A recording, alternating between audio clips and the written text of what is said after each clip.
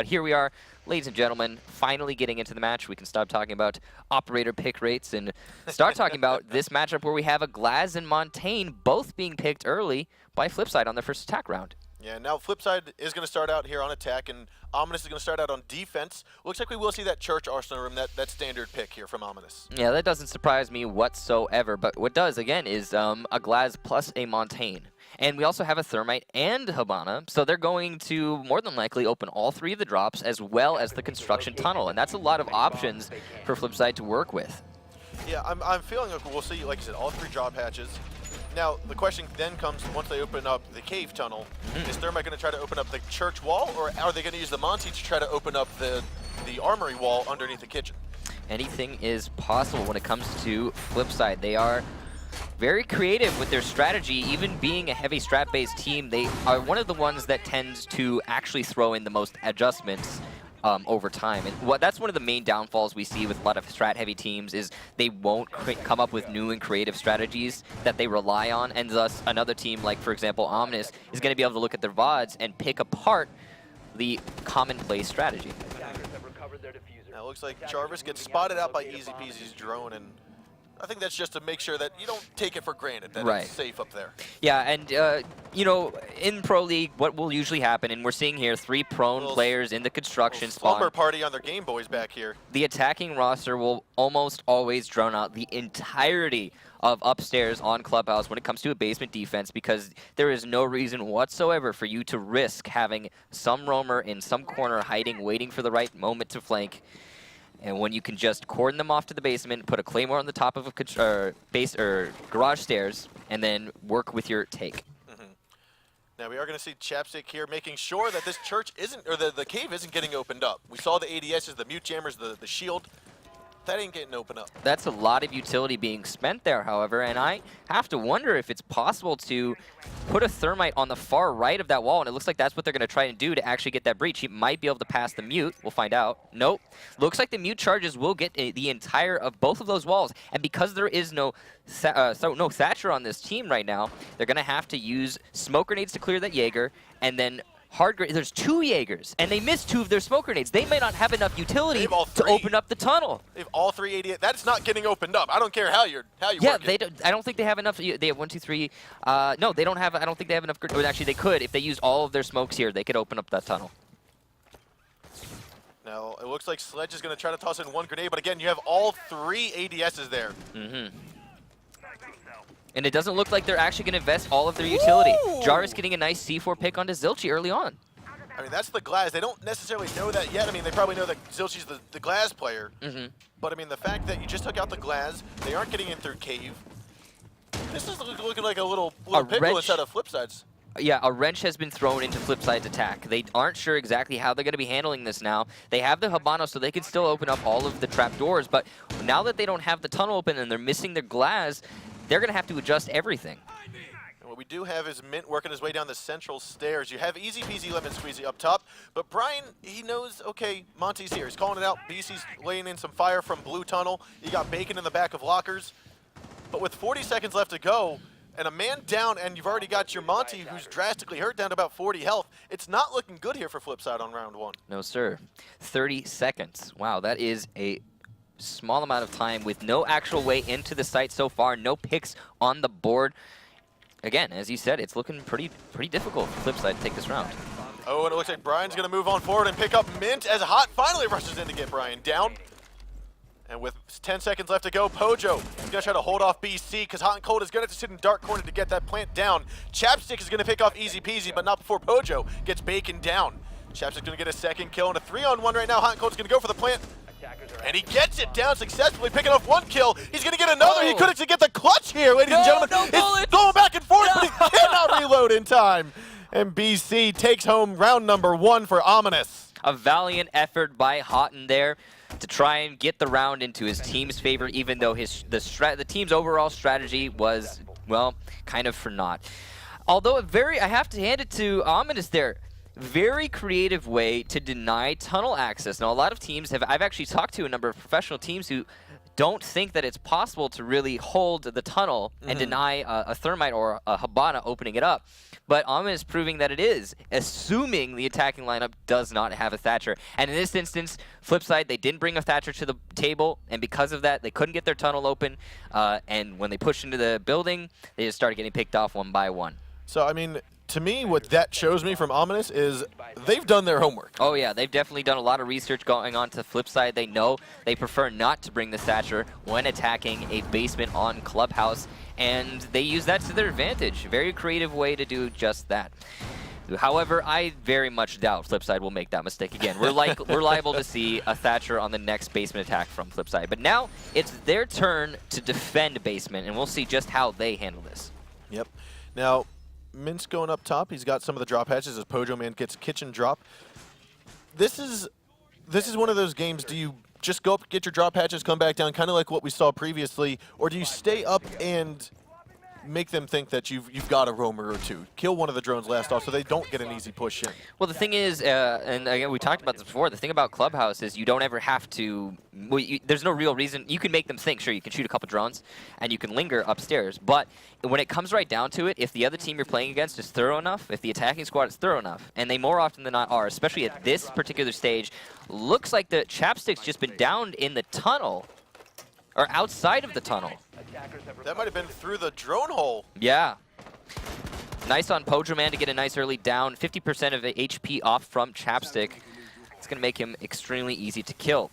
Pojo Man going to challenge this tunnel with his smoke grenades.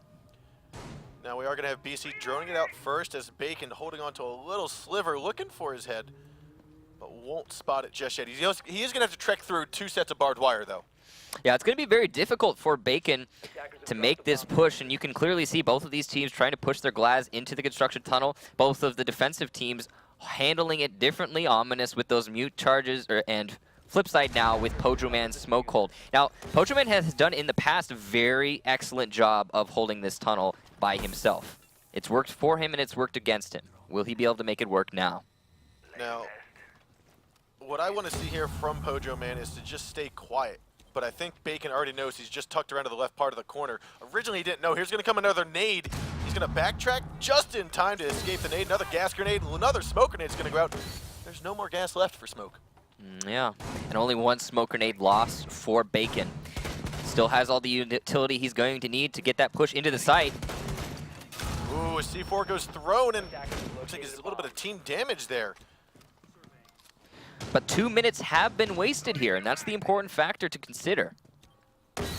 Smoke grenade is come. That's either going to mean Pojo has to run forward, he's going to try to challenge that, or he's going to back on out of there. However, Zilchi gets that kill into Jarvis from underneath. Bacon finally progresses forward through the smoke, picking up Pojo Man. He's at the front of the door. He's actually going to backtrack just a little bit, trying to get a better angle here. Easy peasy inside of blue now.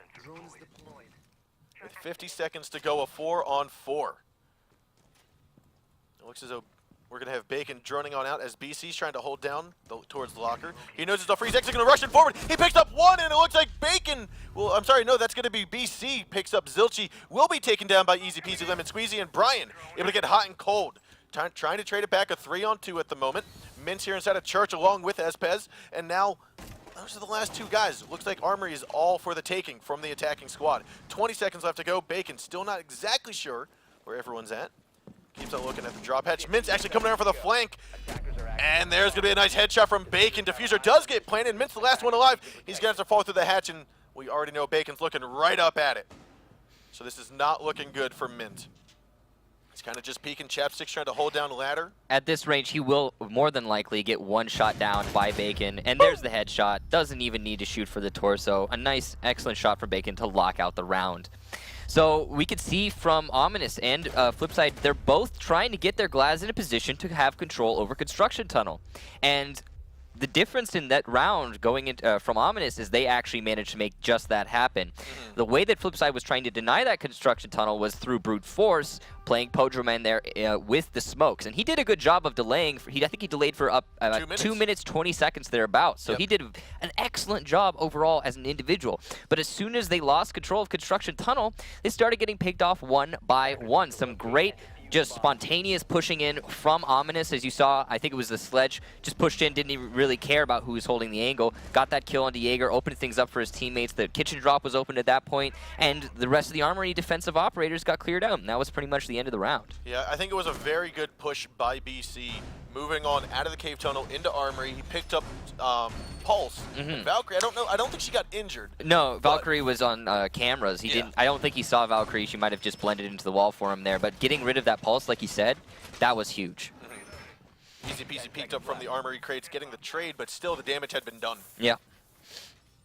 And now we are going to be seeing Ominous with 2 very successful rounds going on to this Clubhouse map. This is, of course, FlipSid's map, so this is the map that they are looking to win rounds on, and it's unfortunately for them going in the favor of Ominous so far. But now, Ominous on a bar defense, this is the complicated site to win for either team. Now, Ominous does have... Oh, those are nice cameras. Good camera. That's that yellow window we were talking about last week. So you were saying you can shoot through those? Yes, you can't see through them from outside in, at least not that I've been able to. Yeah. But you can shoot through them, and the windows don't break. And it looks like if you put a camera right up against the windows, then you can, in fact, see through them. So it just looks like they're tinted, but not quite fully. That's actually really nice that's very creative of Ominous to find out. Ominous coming up with a lot of creative strats themselves. That was 3 smoke grenades right off the start. I'm not quite sure. Is this He's just go a for a quick backwards plant here. plant? Right inside. It's going to be a 5-on-5 plant going down right now. An amazing job by FlipSid. And Ominous doesn't have anyone in a position to stop this. And now they're going to have to go for a full 5 versus 5 retake. Perfect job. Now all really Monty has to do is just sit inside the doorway, and everyone else needs to watch the flanks. That's all that has to happen. You've already got, I think that is Bacon who's been taken out. That's the Rook. You've got Brian playing Blitz. I'm sorry, Bandit. Now Brian does jump on out and will be taken out by Zilchi. 5-on-3, only 20 seconds left to go, and right now this is not looking good. You've got, I believe that is Chapstick who's been injured. Bacon will be killed off. Last minute left, Jarvis. He's gotten an ace before, but it doesn't look like this is going to be his time to shine. Jarvis moving on forward inside of the lounge. He's giving away his position. He's picked off hot and cold. Gets him down, but not finished off with an eagle. He wants to go and just get 1 kill before he is taken out by Pojo Man. And there's going to be FlipSid's first win on round number 3. All right, so FlipSid says, all right, guys, huddle. We've lost 2 rounds going into this Clubhouse. How do we win the 3rd? Let's all spawn Kettles in front. We'll smoke the door, and Montaigne will plant with the shield on his back and in the first 30 seconds, and that's it. Scene. Good, go, let's do it. And it worked for him. I mean... Ready, action! Sometimes the simple stuff really, the team won't expect it, especially coming from someone like FlipSid or a squad like FlipSid, who is, again, historically a very in-depth strategic team. They come up with the very creative stuff, and we've been seeing some creative stuff from both of these teams so far in this matchup, and... honestly, I hasten to say creative when it's just, let's walk in, smoke it, and plant. I mean, that, to me, it might not have been creative, but it was definitely smart because as you saw, Monty, I mean, I questioned Monty. I was like, why are you throwing 3 smokes right away? Yeah, I'd say that was wise, what that was. It was just simply a good read by FlipSid, thinking that Ominous is not going to be directly in a position to stop that plant. And they likely droned out the site prior to doing just that plant. So now we are seeing, however, FlipSid going back into that defense of the basement. They were unsuccessful here. It was because they could not deny Bacon control over construction tunnel, and thus they lost too much footing in the Armory site. The question is, will they be able to do that this time? And they are on a basement. To be fair, it is a basement defense, and historically, this is the defender-sided bomb site. Yeah. So, I mean, what we're going to see here is possibly a little different of a setup from FlipSid. They do have the same operators. No, nothing changed up on that front. Yeah, no Thatcher though, and that's really interesting. Oh, sorry, I'm thinking that the teams are backed up. I totally just got myself stuck in a loop. It's all good, but they are looking to open up this cave entrance yet again. Chaps is going to be doing it without much resistance. Pojo Man, again, as you said, going to try to brute force his way to keep Glaz out. Yeah, and again, he did a very good job of doing it last time. He didn't actually kill the Glaz. I don't think he traded any players back into his team's favor, but he wasted 2 minutes, 20 seconds, and that is a substantial amount of time to be wasting and holding up someone with just 3 smoke grenades. Now Ominous is finishing out their droning of the top floors and the main floors. You see Brian moving on into garage, Jarvis and Chapstick outside by the box crates. And this is where Bacon is going to start moving on forward. He took here last time with BC leading the way. And you can see that BC, he's leading the way intentionally because it's all right to lose a sledge at this interval, but you need the glass to be able to look through those smokes to take control of Armory. It's part of this. It's the large part of their strat.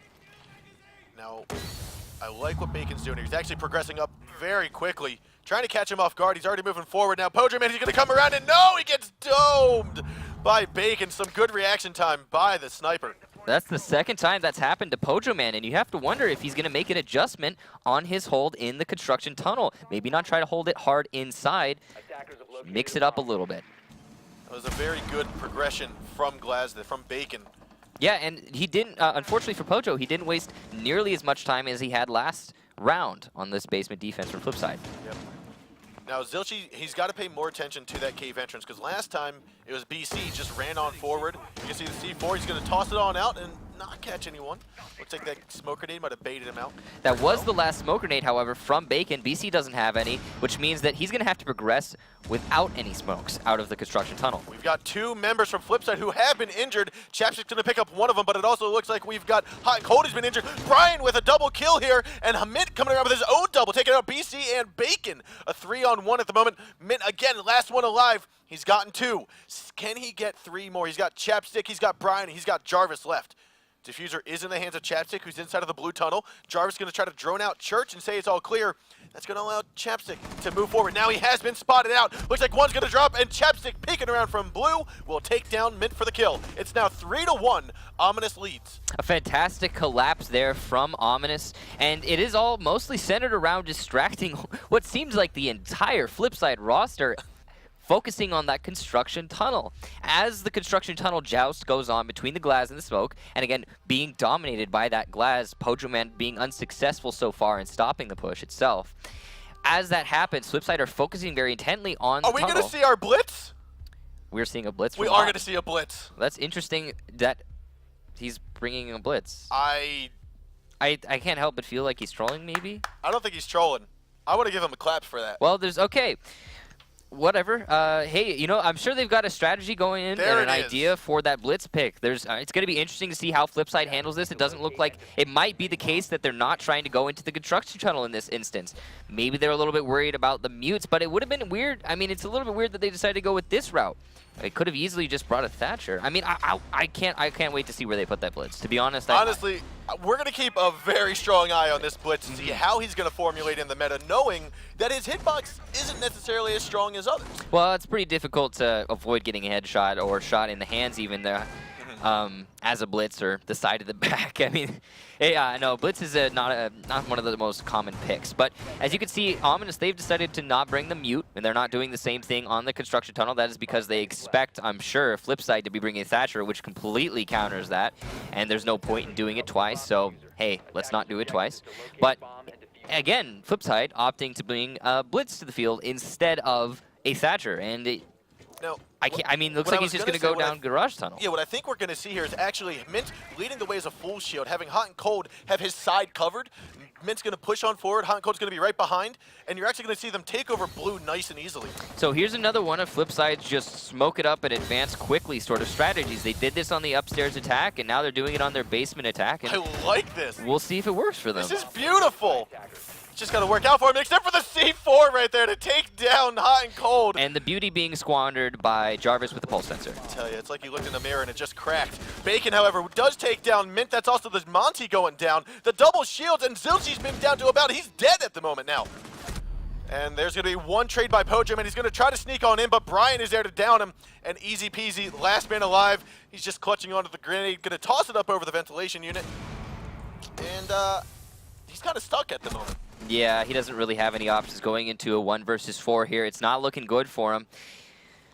He's got to contest with a smoke and a pulse sensor, and then BC picking him up as he attempts to cross in blue. So a valiant effort by FlipSid and an interesting take on a basement, take. However, Amin is kind of reading into it, seeing that they're going for it, getting that nice C4 kill onto Blitz. That obviously cut down what FlipSid was trying to do there with the 2 shields. What I must assume they were trying to do with both those shields was put 1 shield towards Armory, 1 shield towards Church, then the rest of your team could advance into blue and start picking off the defenders, but it kind of went the opposite way after the Blitz got picked off. Yep. You know, the Montaigne got killed by the Jaeger. I mean, and now you have 3 players on the attacking team. They're stuck in Garage Tunnel. There's nothing else to be said about that. And quick as a flash, ladies and gentlemen, we are on match point for Clubhouse. Again, this is FlipSid's map. This is FlipSid's map, and I mean, I like what FlipSide's trying to do. I felt like that last attack round, that last push, could have been done more conservatively. That was a bit too quick for me of a rush. You know, maybe what was necessary. I'm honestly not sure what. It's hard to take that route, that particular strategy, and be like, all right, here's how we could have done that better. Because the simple truth of the matter was that was a rush. And a rush is kind of like gambling in a sense when it comes to this level of play. And in this case, they failed. Ominous clearly read their rush, had the C4s and the players in position to stop said rush, and that was all she wrote, really. And now FlipSid, they have so far been unsuccessful in this basement defense, and it has come mostly down to the fact that they've not been able to stop the Glass from taking complete control of Tunnel and pushing straight into Armory. Pojo Man just not having any luck there. However, we haven't been able to really see it as we've been focusing mostly on the Construction Tunnel with the cam. What's been happening outside of Construction Tunnel is the rest of Ominous has been collapsing around FlipSid as they focus intently on said tunnel. Now, we do have Mint playing Echo, so that Yokai, my belief, is going to be inside of the cave tunnel, as we see here. Yeah. Oh, it's looking like it won't be able to get up onto the ceiling here. Yeah, it's interesting that they're bringing the Echo, and they haven't tested this of whether or not the drone can actually get onto the roof of tunnel. It might be just a bit of a desperation pick coming out from FlipSid. They're on match point now, and again, a lot of it's come down to the fact that they have been unsuccessful in holding tunnel. They also brought a mute to try and delay the drones coming out from Ominous to force Glaz to advance with less information. Now, which is the BC, again, leading the way with a sledgehammer. Pojo Man going to try to contest it here with a gas grenade momentarily. Now, it looked like he might have been a little bit more conservative, or a little bit, we'll say, not as trigger happy on that gas grenade. I didn't see the gas go off from from Pojo Man just yet. So a lot of the contention still going around on that construction tunnel, but you can see Brian is moving his way into the rest of the building, opening up these drop downs, which is going to give Brian and probably Chapstick and Jarvis even a good opportunity to come in for exactly what we were talking about earlier, that flank wrap from the rest of the team. Oh, and Hanko's going to get Bacon down, but be injured in himself. But that's a successful kill there, taking out Bacon. The Bacon being off the board in that Glaz is fantastic for FlipSid. This is the first time Glaz has been picked off this early in the round, and he won't be able to influence the actual Armory push into the site. And it might spell the start of a comeback for FlipSid. And now there are only 60 seconds left. That's the last gas grenade from Pojo Man, I think. BC still trying to push his way solo through Cave Tunnel. Like we said, we got Chapstick and Brian up top. Jarvis actually trying to clear out the very top up inside of Cash. Attackers have located a bomb. Brian, he's just trying to bait out Zilchi to peek into him. He knows that there's that C4. Oh, and just barely misses Brian as it goes out the window, but he's got to be careful with that cave tunnel because you've got BC pushing in, and there he goes. He gets that shot onto Zilchi. So this is a lot of bait and switch coming from Ominous. Chapstick's going to drop down into blue tunnel. Pojo Man actually downs BC, but they got to be careful of the blue hall as that is just where Chapstick has fallen in. Right above him is Brian, who's going to try to drop on down. He's going to find the Wrath of Pojo Man right there beneath him. 2 on 4 at the moment with 13 seconds left to go. Jarvis trying to move in forward. He's giving away his position. Pojo Man knows that's coming in. He doesn't necessarily see it just yet. He doesn't know he jumped in. He will be downed off and finished in the back of Armory underneath the kitchen floor. To his side here is Hot and Cold trying to get the kill down, but no. It is going to be FlipSid, though, taking on this round.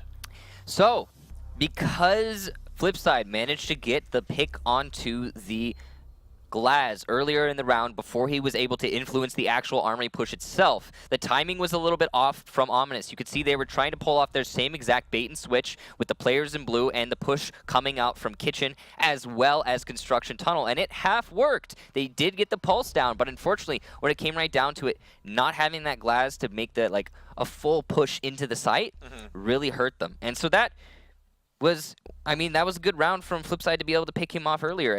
I think it came down to the fact that they picked Mute. He was the one who got the pick in the end. So what are your thoughts on inside of that cave tunnel, instead of barbed wire, having a shield inside of there with some ADSs to prevent grenades from destroying. I mean, they're going to shoot the ADSs. There's not very many areas. Well, it's complicated because there's, first of all, I'm not sure exactly where you can put a shield in that construction tunnel. I'm pretty sure, given the terrain. Through, I think. Yeah, but given the terrain, there's some, like, it's going to complicate where you can actually put it down in the first place. And then on top of that, where you can put your Jaeger devices are also kind of very complicated. You saw with their Echo drone, they were having trouble getting it onto the ceiling. And, you know, you have to wonder if they didn't practice actually using an Echo in that tunnel, if they just picked it out of desperation. And it's along the same, somewhat along the same lines as, like, let's book a shield, let's pick some Jaeger devices in there. Most of the places you can put a Jaeger device to stop grenades from blowing up a shield in a tunnel are going to be shootable by the attacking operators. So, unfortunately, I mean, that's a creative idea, but, yeah. Now we are seeing FlipSid. They are going to be attacking an upstairs again, and they will not be going for the stock room. Like you said, they'll be going for Strip Club this time. Yep, so it looks like, might not be a quick push, but it is going to be a standard, looks like a standard Strip Club hold, or push. Right. They do have the Montaigne. They're going to be looking to more than likely plant behind him in this instance, but he is in fact carrying the diffuser, so maybe they're going to go for another one of those backwards Montaigne plants with a lot of smoke coverage. I mean, it worked for them last time. It's possible to work for them again on the opposite end of this bomb site. Yeah, I feel like what might happen here is if they do get the Strip Club wall open, which is in anticipation and one of the things that they will likely do, we'll possibly see, ooh, actually, Cold took a couple bullets from Jarvis peeking out from Cash Room. I was going to say, open that up, you might be able to smoke out the pool table as well as the hallway leading from Strip Club towards the bar, and you'd have Montaigne plant behind there. Yeah. The Echo drone, though, likely to be in a position to stop the Montaigne plant if that's what they're going for, simply smoking and planting.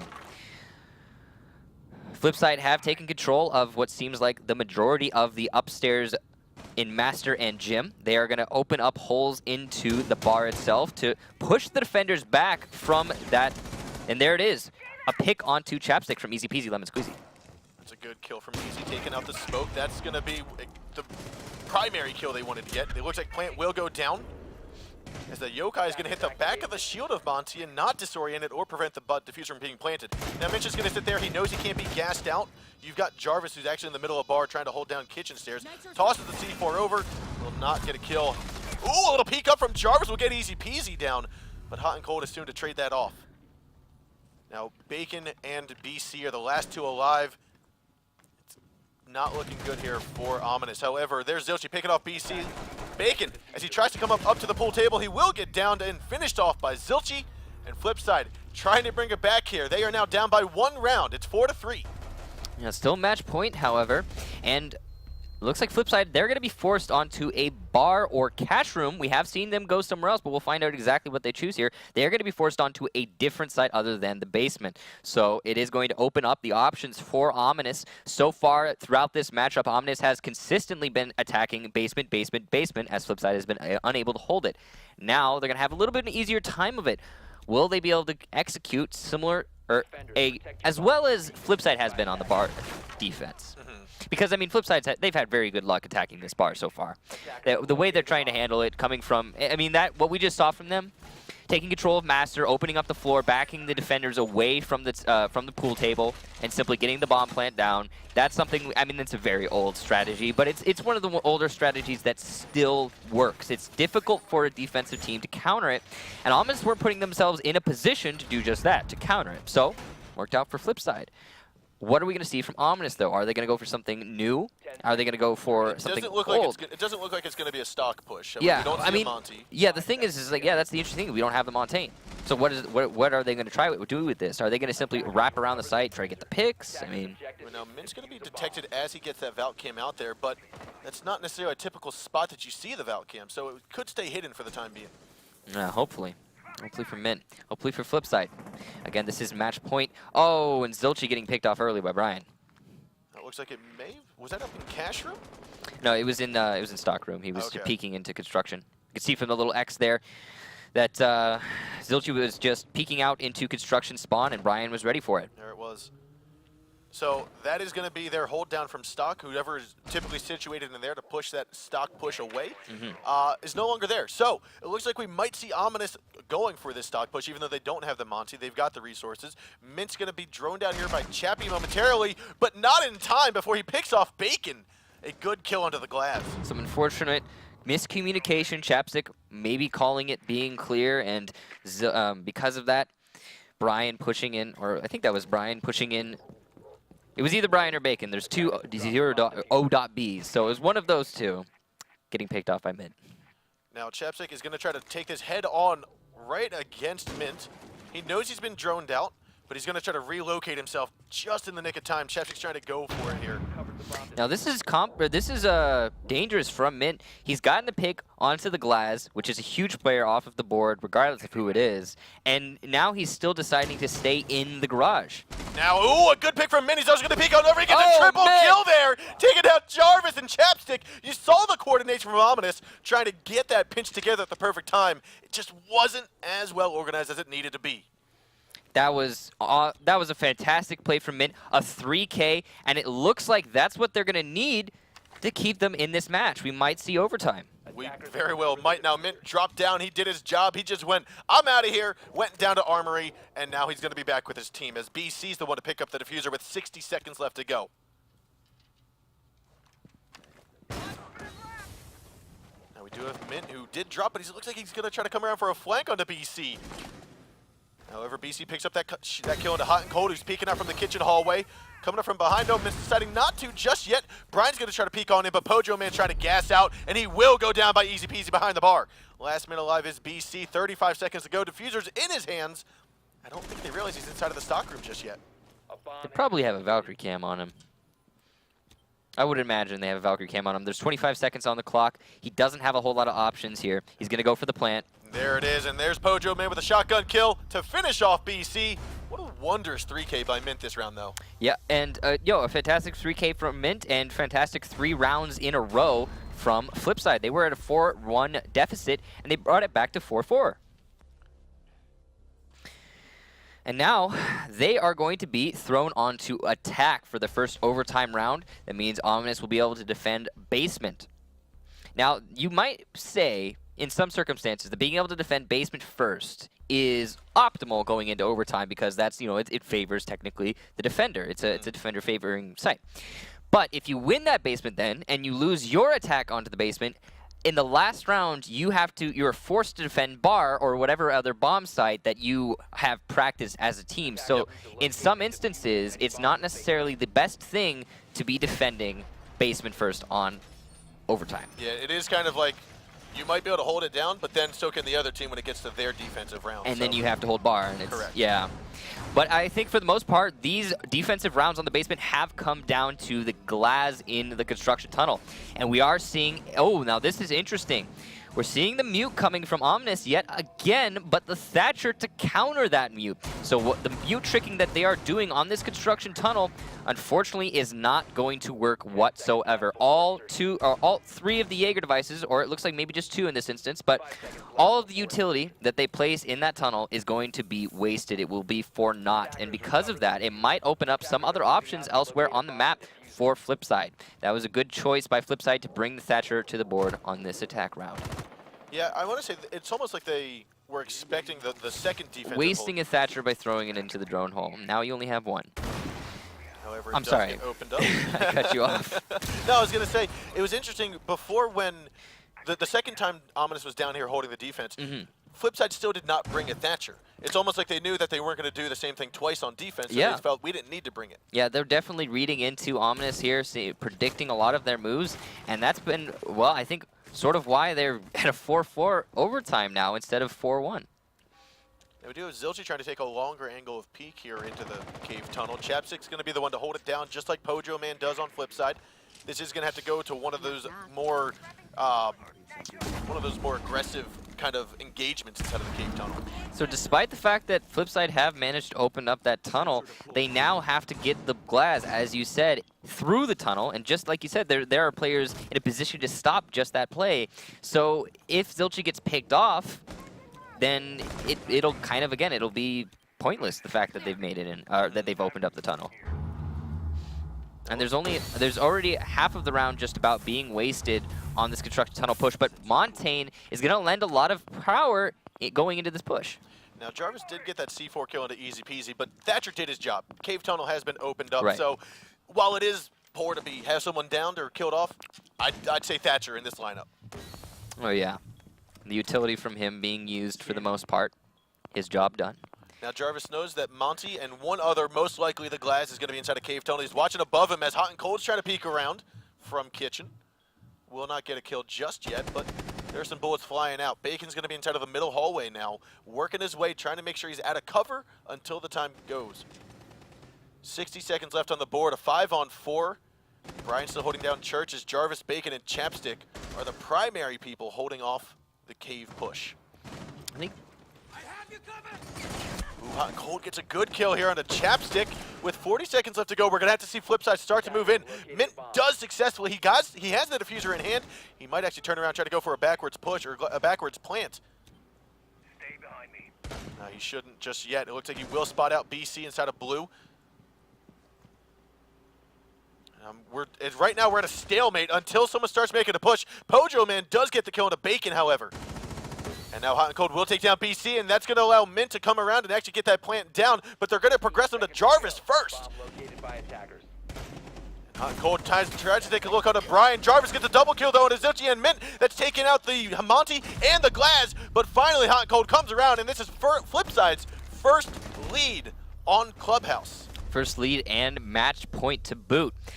An excellent round from FlipSid, playing that very patiently, and unfortunately Ominous exposing themselves somewhat unnecessarily in certain instances. Bacon was playing in the middle of the hallway and got picked off from the stairs, the main stairs, and that's kind of that's an unfortunate man to have off the board for seemingly no reason. Ominous, they had I'd say a pretty good defensive setup to hold that push from FlipSid. FlipSid, they weren't coming for the same kind of flanks that Ominous were doing on their basement attacks, which is pushing your way in through blue, pushing your way through the main stairs as well. I mean, they did main stairs in Moto, but they didn't do blue, so there were a lot less factors for Ominous to consider there. Unfortunately, they just played a little bit too aggressive on their defense and exposing themselves. As you can see, ladies and gentlemen, a Frost coming out from Mint. I wonder where this is going to make use. I think construction tunnel. I mean, I think it's a lot easier to place an ADS down than it is a frost trap in there. That's what I'm saying. It's like, I mean, where can you even put a frost trap at the construction tunnel? It's gonna be interesting. It's gonna be interesting to see where Mint opts to put those frost traps. It's, I mean, you're bringing a frost instead of a Jaeger. I mean, when you have to deal with so many smokes and the other team never brings a Thatcher. But I bet they have some very creative ideas. However, as it is, match point again in favor of FlipSid. Now, Ominous was at a 4-1 round advantage, and now they have lost 4 rounds in a row, bringing it to a 5-4. They are, however, going to be attacking this basement, and they have had good success so far in this match. We saw it. I wanted to put one down. I like what they're doing here. They're putting them by the mute jammers so that you won't necessarily be able to drone over top of it and see it. And Glaz, he can't look down. He's going to have to look forward. Another thing is when Glaz is advancing through the tunnel more often than not, he's got a smoke grenade down on the floor, and he likely won't see the frost trap anyway. Now, we are going to possibly, it looks like BC is having trouble trying to get his drone in. They don't have a Thatcher, like you said. The mute jammer's trying to prevent the majority of the opening of that cave tunnel. So it is going to waste a little time just trying to get it open, period. Well, they have already naded the mute jammers that were on the tunnel, and now they're going to be thermiting it open. And there's only 2 minutes left on the clock, though. We have spent an entire minute droning out the rest of the building and making sure that the front of this tunnel is clear. Now we're going to be seeing Bacon very aggressively with this Glaz, making the push in. So far in these defense rounds on the basement, the rounds that have been successful for the defenders are the ones when Glaz gets picked off in the tunnel before he's able to influence the push into the site. Now there is that Glaz game still going on down. He got rid of one jammer. There's still another by the second frost trap. First frost trap was destroyed by the nade of BC. Now it looks like that gets shot out, so they are aware that the frost traps are in sight. BC trying to get rid of the next jammer. Nade's going to go on forward. Hot and Cold is still tucked around the corner. C4 is going to get thrown out. and not land a single point of damage. Now Bacon's going to try to go for the push, will turn around and pick off Hot and Cold finally. Yet again, another gas grenade. He's going to get a second kill. And this is now looking like it might be ominous. They picked off 2, plus they have control of Cave Tunnel with a glass in hand. Mint also gets injured here. FlipSid looking like they're falling apart. 60 seconds to go, a 5-on-3, unless they can manage to pick up Mint. I'm sorry, a 5-on-2. Easy peasy will pick up that shot onto Bacon. Brian, however, finally finishes off Zilchi, and there it goes. Jarvis gets the last kill of the round onto Easy Peasy. And this is bringing it to round 11 here on first map between these two teams. Ominous doing the same standard push they've been doing every single defense round. Get the glass pushed through the tunnel. Establish dominance over top blue. Come in there late for the late pincer attack. All together as a team. Have players pushing in through Moto, players pushing in through kitchen drop. I mean, they've got a gun pointing through every possible angle onto FlipSid's defense, and it's been working stupendously for them as long as the Glaz wins in the tunnel. Now, because they lost their first basement defense, they are not going to be forced onto a bar defense here, and they're going to be able to reevaluate their basement again and go for a second chance. They know how FlipSid are choosing to handle this attack. They are bringing the Thatcher to the board to deny the mutes on the construction tunnel, and because of that, Ominous have opted to bring a castle instead of a mute because they know the mute's just not being useful. So, I want to see how effective these castle barricades are going to be, because you could barricade the cave wall, or the cave doorway, but ultimately that takes 5 bullets from Glaz to get destroyed. Or maybe a little more. I think it takes 11 bullets to destroy a castle barricade as a Glaz. Yeah, it takes 11 bullets, and I think I think we can agree that castle didn't need to be opened by, what was it, 3 bullets from Glaz. That just seemed a little ridiculous. Yeah. Glaz was already in a good place, and now castle's in a slightly better because he definitely needed that, and I think that's good.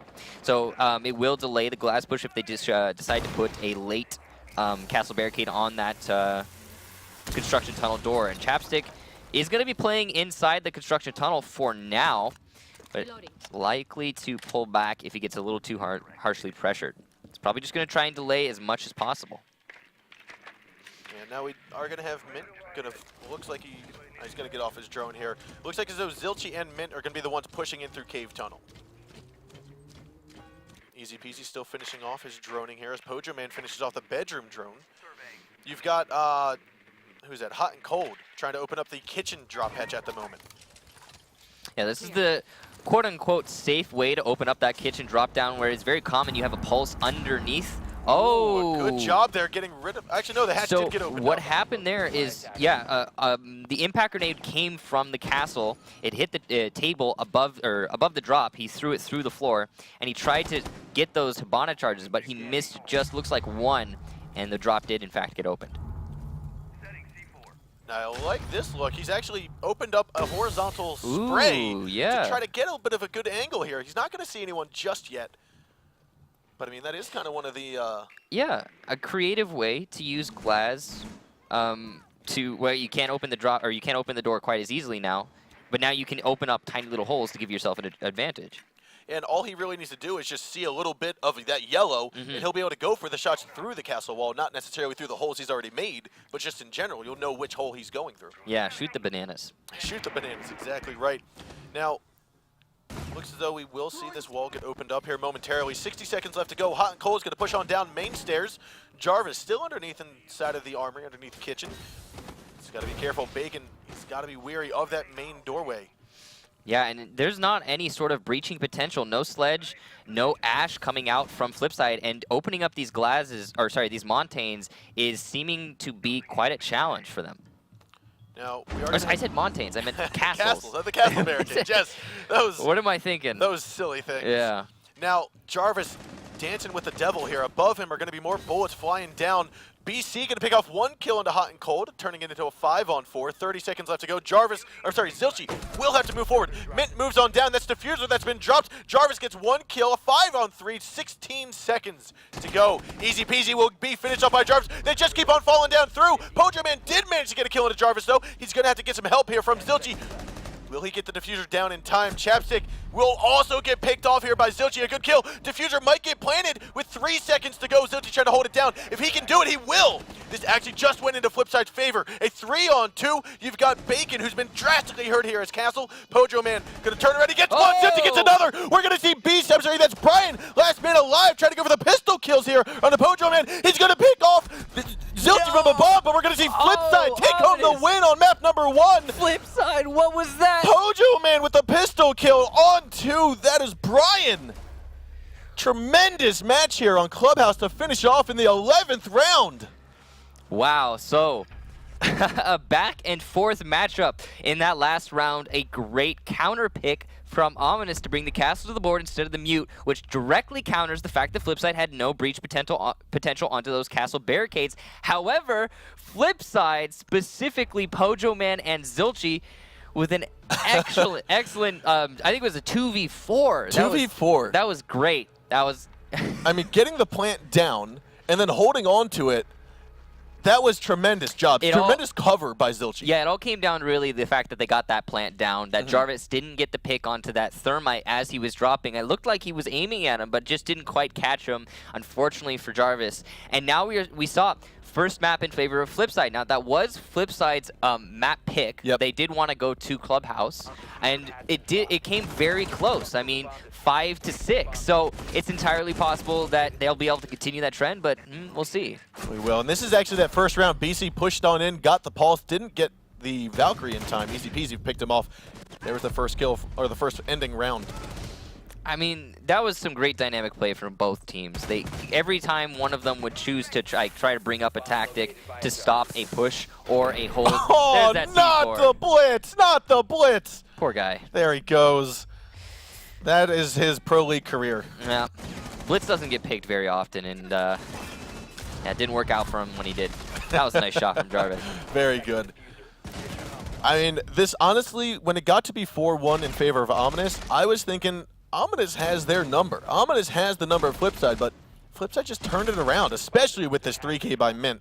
Yeah, it was a good job by FlipSide to keep mixing it up, bring something new every time, or seemingly bring something new the majority of the time, and it worked out for them. Here's that instance where he just didn't quite catch the Pojo Man, and because of that, Pojo Man was allowed to then plant and win the round for his team. Definitely. Pojo Man did a great job there, along with Zilchi. I think it was very coordinated. How Zilchi left the cave tunnel at the perfect time to get up and get that cover. Yeah, you can imagine if he had stayed in that, stayed in that construction tunnel, he probably would not. They wouldn't have won that round. I don't think, because when he went up to that drop down, he then gave a cone of cover for Pojo Man to get the bomb plant. As we saw, there were no openings in the armory wall leading from the hallway, so the defensive operators are all stuck in church and blue now, and the hallway itself, and they can't stop Pojo Man from planting. And he's behind hard cover, so it's hard cover that you can't shoot through. Now we are going to get underway in Chalet. Chalet's our second map of the day. Chalet seems like a map that is very fitting for these teams. Yes, Ominous is new to the Pro League, but their players are old in the sense that they've been in the competitive scene. They've been in the Pro League themselves on different teams since the beginning. Everybody involved in this matchup, besides Jarvis, has been around since like you said, since the beginning of the game. Jarvis actually came in, I think, at the big end. He came in at the end of Season 2, Year 1, I think, and then got involved in the pro scene itself, Season 3. But Year 1, Season 3. But yeah, no, most of these players, very old players, and they have a lot of experience on maps like Clubhouse, on maps like Chalet, which is what we're about to see. And can't wait to see exactly how they're going to be handling Chalet. Both of these teams are, again, they're known for bringing new things to the table. And on an old map like Chalet, it's going to be interesting to see if we see, well, just that. Interesting to see if we see. I think going back to how FlipSide had played Clubhouse last week and throwing in the curveball of a new bomb site. I mean, I think we might see that from FlipSide today, and I'm speculating, but we saw a bar and gaming room hold this season so far. We've seen it in the Latin American Pro League as well. And last season we saw a top 4 hold from Continuum, I think it was. This to me, with as much as this map is played, as popular as this map is, I feel like there is potential to see these different bomb sites shine today. Absolutely. Again, I've seen Master used successfully. I've seen Gaming Room, Bar used successfully. Every bomb site on Chalet is technically viable if your team puts enough time and invests in said bomb site. But we are getting into the match now, ladies and gentlemen. Going on to Chalet. FlipSid versus Ominous. Map 2. FlipSid taking the first one. And this is Ominous's map. This is the map that they have chosen to come to. But we've talked about this before. You don't bring FlipSid to Chalet. You don't do it. It's like Vertical Gaming, Sisu, FlipSid. These are the three of the teams that are most familiar with this particular map, and it could be that Ominous are counting on just that. Ominous are counting on FlipSid to do their old reliable strategies, and they have put up some counter strats in place to, well, counter that. But I mean, who knows? We'll find out. We'll find out. However, FlipSid going into the basement first round, and this is a little bit less commonplace than a kitchen trophy round, or kitchen trophy defense for the first round. Yeah, and now what we do have is the Mira. Zilchi playing Mira. What we've seen before with Mira placements has either been on the large wall that Mint is reinforcing, facing the large garage, or facing the singular wall, facing the snowmobile garage. I like that shield. Right on top of the table, good spot. That's going to allow for a player to play in front of the A-bomb towards that wine shelf sort of corner in the northwest side of that wine cellar room. And they'll have some actual hard cover to use back there because you can shoot, I think, through the majority of that table. And yeah, no, that's some good, it's good, I like that. Also opening up the entirety of that wine cellar wall. Usually you open it, but you don't necessarily... You don't open it. You don't carve it to shreds quite like that. FlipSid, obviously, they know exactly what they're getting themselves into with this defense on this particular bomb site. They have their setup very well refined. Now we are going to start out with seeing BC trying to work his way into fireplace. Brian's already rushing himself into the library, getting back on his drone. An enemy's been detected outside. Mint actually goes up and picks out Sledge from looking into the fireplace. First kill down. It's likely that we have some Valkyrie cams on the east side of the building outside, and that's probably what gave him that information. Say, hey, you know what? There's a Sledge outside the front door droning right now. Why don't you go ahead and run out and kill him? So way to start off the round. Pojo Man actually getting zapped a little bit here. He's got taken 20 damage from the Twitch drone.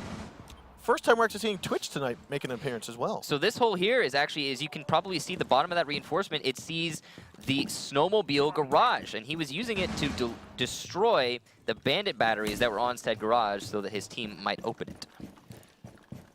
So top four is taken control of now, or dominated over by Ominous. They've managed to get in. You had, I believe that was Brian who was up there, as well as Jarvis. That is Brian up here. So they're now able to start working their way down. They want to make sure they can stop any kind of flanks or long-term flanks or roundabout flanks. Chapstick's here inside of the fireplace, opening up the drop hatch. Is he going to go for a quick drop here? Doesn't look like it. Thought he might have. He was standing on top of it for a split second. Yeah, no, it looks like they're just going to go from a top-down take, maybe use one Hibana charge on the snowmobile garage, but challenges coming from the back hall from Brian. That's also Diffuser all alone in that back hall. Yeah, now very dangerous play.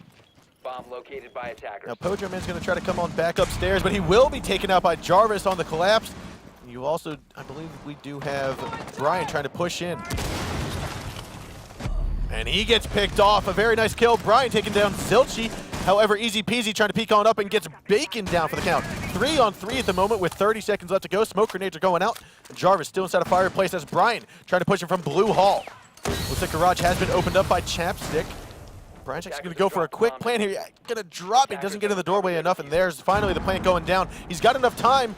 The yokai won't do anything. I'm sorry, there is no yokai. Never mind. Chapstick actually gets a team kill on a Jarvis, but then finally finishes up the pickup onto Easy Peasy. Diffuser gets planted. Mint trying to come around for a nice quick Brian turn. is downed by the smoke. He has been injured. Last man alive is going to be Chapstick. He's got to look above. Mint takes down Brian. However, Mint gets down on the stairs. He's going to turn around here hot and cold coming through the wall that's been opened up. Will he see him in time?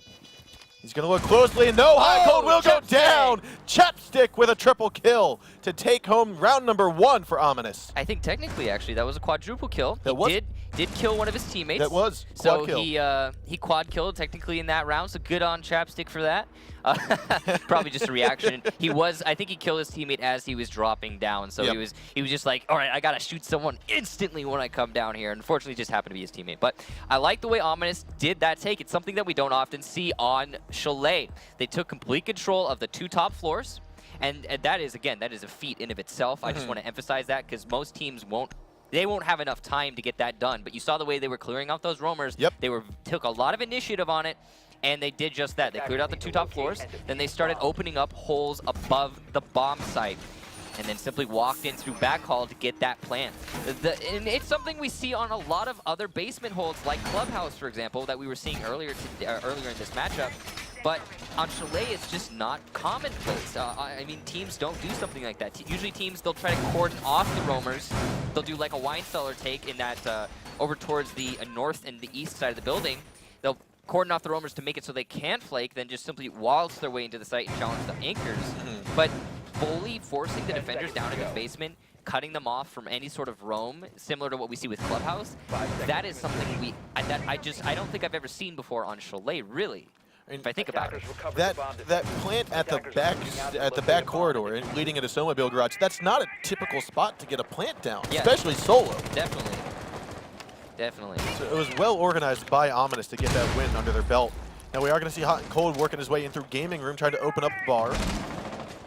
Brian, however, is going to stay alive on top side for the moment, but it looks like Mint might be trying to push in to get him.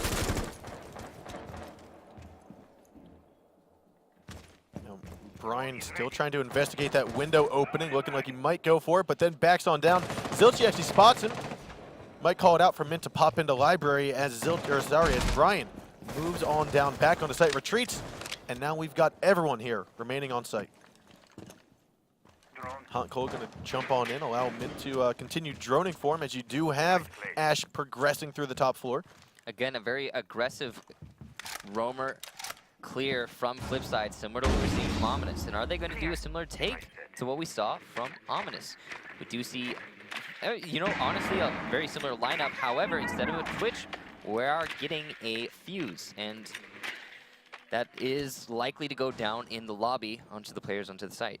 There are no roamers coming from Ominous as of this current moment, but will FlipSid be able to deny all of the roamer game leading into the round? Now, BC is actually tucked up. That's the bandit. He's actually tucked up on top of the garbage cans. Out of sight, out of mind for the time being. Now, he can wait to hear if a Thatcher's going to go off so he can jump on back down, try to keep that garage door from getting open. But at the moment, you see very sneakily here. Going to prone himself now. His feet might stick out before he actually can see the individuals. Very dangerous play coming out from Brian. Zilchi gets a pick. Woo! Zilchi getting a double Fuse kill. It's going to be connector kills there. That's looks like Echo and Mira going down. Chapstick will also be down but not out. BC gets a double kill, and Hot and Cold and Pojo though. Attacker's bomb diffuser has been dropped. He's trying to keep his team back in it. FlipSid has 2 members left alive, as well as Ominous. Looks as though Brian finally gets taken down. Mint trying to come down the back hallway here. I don't think BC knows he's clear to pick up his teammate. Oh, he isn't really clear right now. Mint's going to poke around and get him down as Hot and Cold got the injured assist, or the kill assist, by finishing off Chapstick. So unfortunately, BC trying to play it, pivot from his position a little bit too much. He did get those 2 kills earlier in the round, but he didn't take the initiative to pick up his friend, and when he had the opportunity, and because of that, the round gets locked into FlipSid's favor. The basement defense not being successful for either of these teams so far. I am finding it a little, not odd, but unique or different that both teams have decided to go to basement to start. Yeah, it is a little bit odd. You're definitely right. And the way that they're trying to handle their attacks is somewhat different, I guess, overall. Ominous, what they did is they cordoned off the roamers entirely, and then they pushed to the site. And FlipSid didn't. Maybe it's just because FlipSid didn't take the initiative on their basement defense, or maybe it was because Ominous was holding it. But whatever the case be, FlipSid did not go for that roamer flank at the end, which is what we so often see on Chalet. But in the case of Ominous on that round, they did. It just didn't work out for them. Now we are going to be seeing Ominous. They will be defending Kitchen Trophy. This is the first Kitchen Trophy of this map so far. And it's going to be interesting to see how they interpret this hold. And again, this is usually what we see firsthand. The bomb site that a lot of teams prefer to play on, and it's kind of weird that we're seeing it well at the 3rd round at the earliest. Now, one of the things that's a little different that I don't typically see too much of is actually reinforcing half of that kitchen wall into Trophy. They use an impact grenade to open up the side closest to that drone hole, but they reinforce the other side. You actually see Hot and Cold down here reinforcing the snowmobile garage wall. So having that snowmobile garage wall reinforced lends a lot of versatility for the roamers who will be playing in the basement.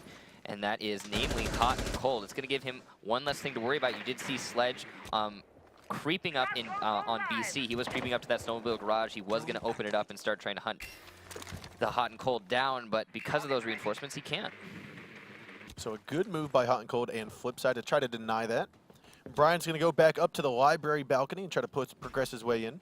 This is something that he's kind of been tasked with doing. He did it last round successfully when the bomb site was basement. And he's not going to look, it doesn't look like he's going to get much pressure either way up here. Yeah, FlipSid, they're not roaming upstairs whatsoever. Their entire roam game is in hot and cold here down on the basement. And Ominous clearly know that he's down there. They did see him reinforcing the garage walls earlier in the round, so they're going to see him on the drone here now. So they know exactly where Houghton is, and they're just going to try and challenge him and take him out as early as possible. So he's going to try to tuck himself up into the cubby. This is, yeah. Very risky. Yeah. You're going to get droned, and then you're going to die. Right now, he's going to get droned. Like you said, you got droned right there. It's all going to come down to, is he going to win his firefight? Yeah, that's what it came to. That's exactly what this is. And he is playing Jaeger, so that puts him in a good position. He's got the gun. He's got the speed to maneuver. But will it be a successful fight for him? Ominous are taking their nice, sweet time with this roamer clear. And they have to be careful about this because they are spending a lot of time on it. I like what Hot and Cold is doing. I mean, he is being very risky, but at the moment he's keeping BC on his toes. BC is not able to progress quickly because he's not getting enough intel at the same time. He's droning, moving. Bacon, however, will pick off that first kill into Pojo, man. That smoke going down with 55 seconds left to go in the round. They progressed into dining hall. They now need to move forward into the kitchen if they want to get this plant down. BC's outside a kitchen window, going to toss this one nade. Looks like more smokes are going to go flying inside. BC, however, finally picks off that Jaeger underneath. Hot and Cold will go down. Jarvis going to try to open up right above Mint. He's going to blow that open. There's a breach charge being blown open in there. They should be able to see Mint momentarily. There's the shot from Jarvis from above. It's a 2-on-5 at the moment with Zilchi and Espez Lemsquez. Last two men alive here for FlipSid. BC wants to hop in through the window. Easy peasy looking for the shots. Sees him. But there's a nice kill by BC, and Zilchi will also be taken out by Jarvis. And this is a flawless round from Ominous. Espez Lemsquez? Yes. That was intentional, right? That was very intentional. Very intentional. I love it. I love it. So yeah, no, a great round from Ominous. They forced the roamer back into Big Garage. And after that, they had full control of the rest of the map. No pressure from FlipSid upstairs whatsoever to try and deny the full control of the map. And then because of that, they just started opening up holes in the defensive FlipSid into the main site, picking off the anchors one by one, pushing Glaz in through that main corridor from the main lobby, and there's not really much else to say about that. I mean, we got an unstoppable force like Glaz, and he's given free reign to push in through a lane like lobby to dining table. He's gonna have good success there more often than not. And that's exactly what happened. And then again, all of the shots coming from above, coming from the kitchen window, nades, everything just went into Ominous's favor. FlipSid unable to make a stand at any point in that defense. And as you said, a perfect round. So yeah, I was asked earlier today, what are some of the favorite names that I have to say in Pro League? My two were Maman and Espez Lemsquez. Espez Lemsquez. 10 seconds to insertion. You know, I never heard it called that before. And I do goofy names too. I do goofy names too, but I've never done Espez Lemsquez. That's a new one for me. All right. Blood 1, kicks 0. Jarvizzle Vazzle? Winner. I'll take it, yeah. I'll take it. I'll take it. Now we are seeing Ominous again. 2 rounds to FlipSid's 1. They are in the advantage here, but it's still early. Going on to Chalet. Hot and Cold with some good aggression straight into the bathroom. He knew it was clear with his drone in the bathtub, but he's going to get detected from Jarvis below. And we might see a C4 throw from Jarvis. He's just got to stand still for a little bit, Ash, and it will be her death. But he's being nice. He's being good. He's being able to get out of sight early on. Now, the thing about using a C4 from Pulse from underneath like that is you need to wait for a static target more often than not because it's a little too risky to throw away that for-sure kill when you could just wait patiently for somebody to stand still. Drone's ready. And he's going to do likely just that. Yeah, Jarvis is still gathering information on who's inside a master bedroom. Right now, he's only been able to spot one. Easy Peasy's going to be outside on the office balcony overlooking the fireplace. And what he's doing there is he's trying to cordon off the flankers, any of the roamers who may be on the west side of the building. He's going to be, unfortunately, met with no resistance for him. So his time will be a little bit wasted, but it's worth it to have him in that position anyway. Now Pojo Man's going to get that drop hatch opened up. Jarvis still trying to figure out who's above him. Chapstick and Brian are both inside of the dining hall as well. Castle barricades will get opened up from fireplace. That's going to allow Mint to finally push on in. Just take one last look through the drone hole. It looks as though Zilchi, he's still holding off to that fireplace, to the trophy window. C4 in hand by Jarvis. He knows Gaskin is going to hold him off for the time being. But right there, he knows that Glass is pushing in forward. He's got another one inside a bar. He doesn't quite know who it is that he's going for just yet. There it is yet again, another Gaskin. He's trying to hold him off. 55 seconds, they baited out, I think all three. Oh, he actually gets him through the bush there. A good shot. However, Minton was able to pick down Chapstick. There's going to be Hot and Cold trying to push on in. He gets Jarvis down. Easy peasy, lemon squeezy, able to take down Brian. A 4-on-2 now with Bacon trying to hold down the main corridor from the kitchen. I'm sorry, from trophy door. He does have to be a little cautious of the stairwell. BC also going to take a few bullets, almost down to his last health. Pojo Man trying to come from above. Bullets might go flying in here momentarily. Looks like Bacon gets taken out by Zilchi. Last man alive is going to be BC, and that's got to be about 5 health left on his health bar here. Zilchi going to move on forward, progress a little bit. He might throw a stun grenade. There's the stun getting tossed out. 0 left in his pool. Diffuser does get planted.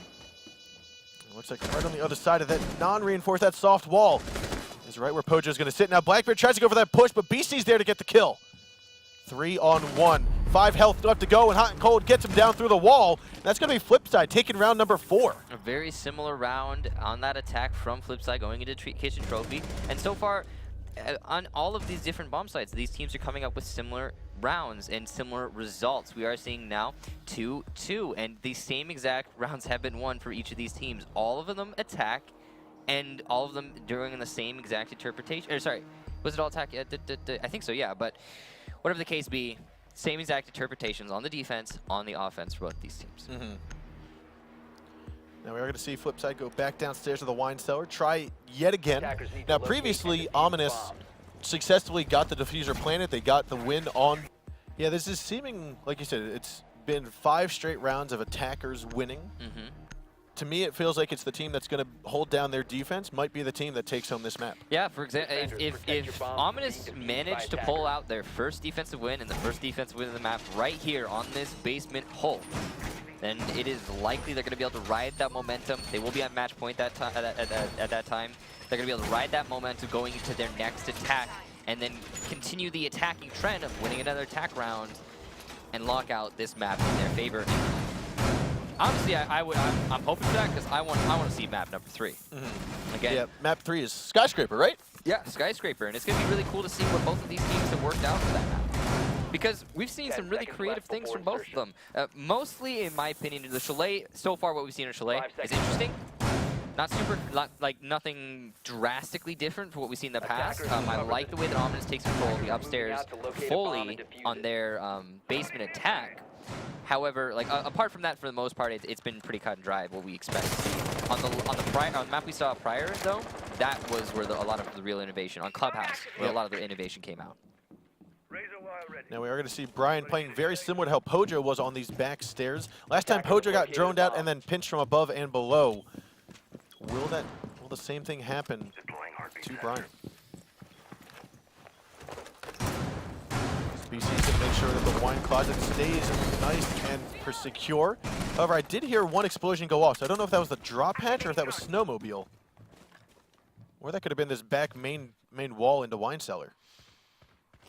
As we try to figure out, it looks as though Mint is inside a big garage. Looking his way, that was the big wine cellar wall getting opened up there. A good shot. That's going to allow Mint direct line of sight into that connector. So FlipSid are doing, or making one of the largest adjustments so far in the trend that we've been seeing on both these attacks and these defenses, in that they are attacking through wine cellar this time. Instead of trying to take control of the entire upper floor, move your way through the drops and the snowmobile garage. We'll see if it works out for them. Now, it looks as though you've got Hot and Cold trying to fight with Brian, trying to shoot from Kitchen up to where Brian was just sitting. So they know that there's one roamer above, and it looks as though we might see Easy Peasy going up after him. Hot and Cold, however, will take down Bacon. That is the mirror. I believe she was situated. Oh, no, that was actually inside of Dining. A good shot. But as he comes around, Brian peeks on down to the hole made by Hot and Cold, and that's going to be the end of the Ash.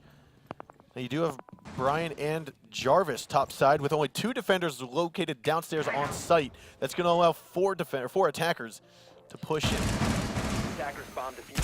Pojoman gets taken out and killed off by his own cluster charges, or I'm sorry, his own Hibana pellets. So I believe he was down by the smoke, or sorry, the bandit, but in the end it didn't matter. He killed himself. Very unfortunate. Now Chapstick's going to be inside a snowmobile. A good camera there. Chapstick gets the kill on Azilchi. Wonderful, as BC was blind by those stun grenades. Easy Peasy able to take down Brian, however, a 2-on-3 at the moment. Jarvis still upstairs inside of the bathroom. He's going to get Easy Peasy from above. What a wonderful shot. He's actually going to Mint too. Oh, Mint. Oh, can he get the shot? Mint will go down, and he will be finished off here momentarily. Jarvis doing a wonderful distraction. Easy Peasy, last man alive. Jarvis keeping an eye out for him, but it looks like BC strafes across from the mirror window to pick off both Mint and Easy, and that's going to be round 6. Going to Ominous. It's now 4-2. The first defensive win for this entire map goes to Ominous, as you said, and now they put themselves on match point. And all they have to do is win another attacking round, which we have seen so easily done from both of these teams in the past. So, interesting adaptation, or interesting change coming from FlipSide in that they went for that wine cellar attack instead of trying to take control of all of the floors and move their way down, which is what we've been seeing from both these teams so far. But it didn't work out for them. They didn't cordon off the roamers, and they didn't force the roamers back into the site. They didn't do anything about the roamer game, unfortunately, and that's what really cost them that round. You can see there the reason Brian on that Valkyrie was playing in the office upstairs is because once you open up that floor, not only can you maintain control over dining table, but you can also shoot through the drop down in dining table onto the default plant spot in the wine cellar, and it worked out beautifully for Ominous. And now they're going to be going into a basement attack against FlipSide, who have opted to go for the basement hold rather than try and force out a kitchen. Yeah, I mean, typically, in your experience, when a team pushes from the wine cellar, from Big Garage into wine cellar, do you find that most attacking teams try to get rid of the roamers, or do they more play it like a Red Tower push onto Oregon, where you just need to cut off your angles? You just have to cut off your angles. You can deny the majority of roamers by maintaining control over kitchen, dining, and trophy room.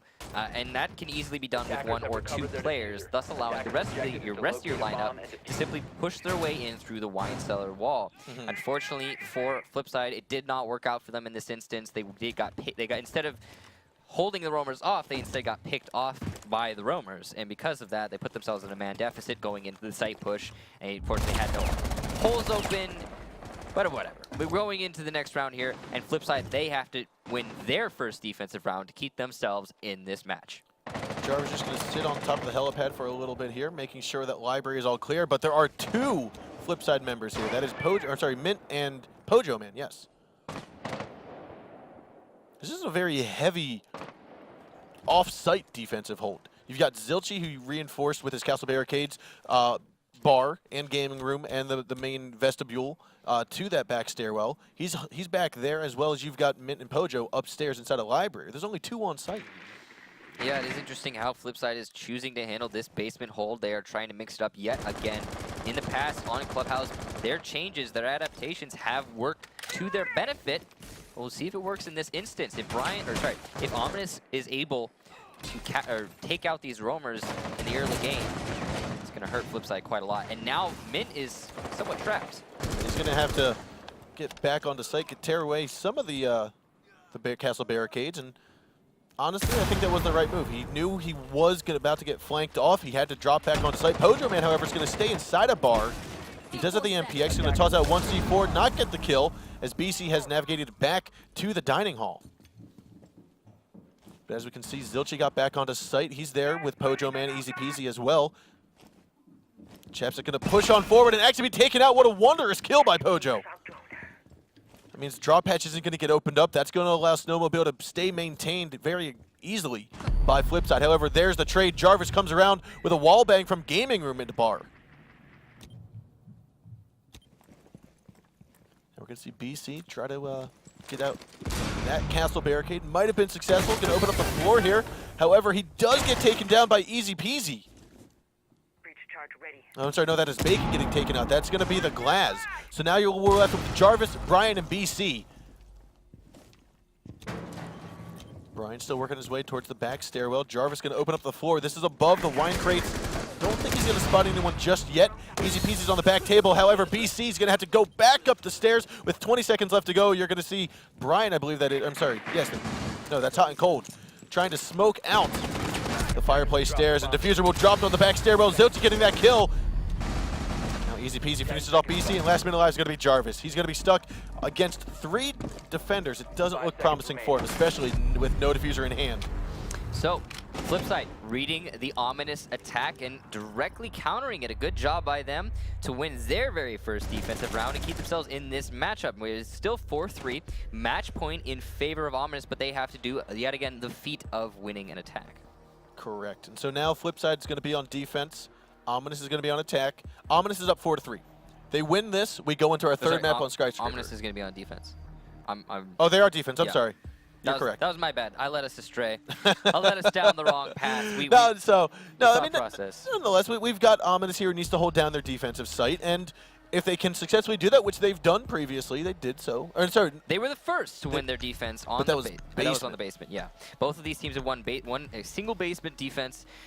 And now we'll see if Ominous can successfully hold the kitchen. For both of them, they struggle with this kitchen hold. The roaming game just not coming out from either of these teams, and because of that, they're both taking control very early round, upstairs, and even the basement, forcing the defenders to cower in the sites, just opening up angles onto said defenders and getting the picks while they push in through dining table with the Glaz. There is, however, no Glaz coming from FlipSid in this particular instance, so it's possible that will work in the favor of Ominous. You don't have to worry about that unstoppable force moving their way in through the lobby. There is, however, a fuse, which might lend a similar effect if used correctly and timed correctly on the push from FlipSid. So now, what kind of is confusing to me to an extent is the 2 walls of kitchen facing the lobby. Most of the time, those are reinforced so that you can't see into kitchen from the lobby and outside on the patio. But they're purposely leaving them open and actually opening them up all the way from head level so you can see throughout the entire kitchen. And it's likely to be because they recognize the reason they lost that last kitchen defense is due to the fact that they had no roaming presence. And here you can see they have 3 roamers, and having those 2 doors open is going to lend those roamers in a way to rotate back into the site nice, quick, and easy. What we are looking at here is going to be Jaeger, going to be roaming up top, as you said. We had Pulse, that's Jarvis, and so BC's the one up in the library. Jarvis is downstairs inside of the big garage, and Valkyrie's also down here with him. That's Brian. So Brian's going to be inside a wine cellar. It looks like, you said, a very different kind of hold than what was previously happening, and it could just be what they needed to win this defense. It likely is.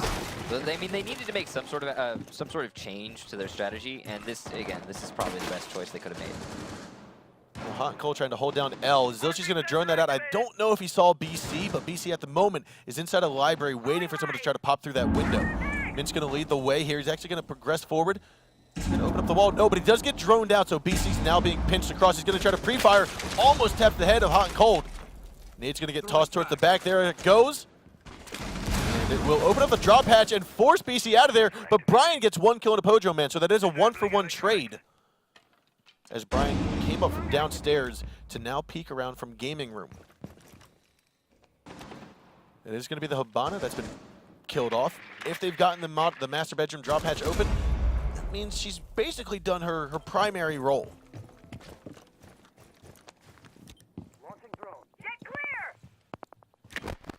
Looks like Jarvis still going to be underneath. Hot and Cold is...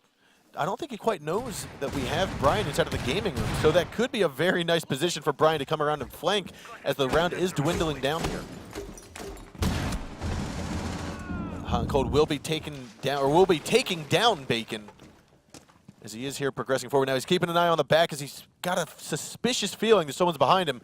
So Brian will go upstairs here on the back stairwell. Gets rid of the drone. Zilchi's going to come on over, possibly look towards the stairs. He's actually going to open up the drop hatch first. Peek on over. Now with 25 seconds left to go, it's going to have to be FlipSid trying to push in. Moments to go. Looks like Zilchi's going to drop on in. Mint picks up Brian. No sledge in sight just yet to open up that castle barricade.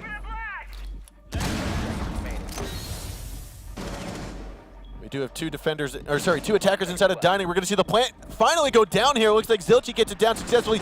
Easy Peasy and Mint are both taking some damage by the smoke grenade. Mint goes down by Jarvis, and Chapstick and Jarvis are the last two alive. Jarvis gets taken out. Chapstick in a 1-on-2 situation. You've got Zilchi here inside of the kitchen. He's looking to get that shot on the Chapstick. Will it happen? He's looking for the shots down onto him. Tags him just a bit. But at the moment, it's not looking good for Chapstick. He's going to have one heck of a round here as he pushes on forward. Looks for Mint. There's not giving up any kind of soft angle. So we'll rush on forward, and there's the bullets going through. Chapstick down to 1 health. He's going to go for the shots here. Zilchi goes for the pistol kill, and he finally gets Chapstick down, and that's going to be FlipSid, bringing this back to a tied game 4-4. And overtime. So that is the second time in this series where we've had Ominous be on match point and just not be able to lock it out, unfortunately for them. So now we're going to see if they are forced onto attack here for the first round of overtime. We're going to see if they can make the attacks work for them. Now again, attack has historically throughout this matchup been the more successful side to be on, so that might favor them going into OT. They are going to be bringing their time-tested lineup, and no sort of major adaptations in their roster, in their operator selection here, going into this basement attack. We'll see if they're able to make it work for them this time. Last time, they didn't have very good luck, and it's because FlipSid very clearly read exactly every step that Ominous was taking to push their way into this site, and that they were opening up Snowmobile and the drops, pushing their way in through the back hall and trying to get a diffuser plant down in the smokes themselves. And yeah, no, FlipSid just kind of read into it.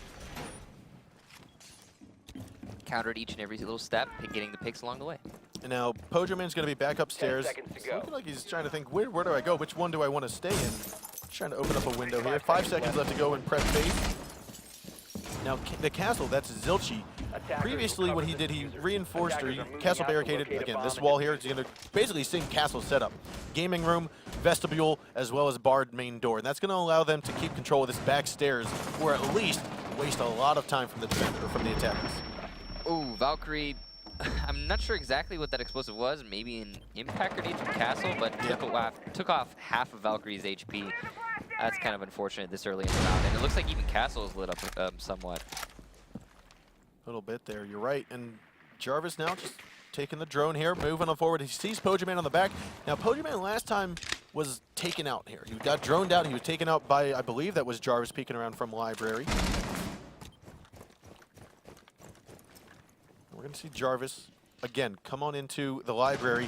Pojo Man trying to gather a little bit of a different site, a different angle. He's here now in the back stairwell.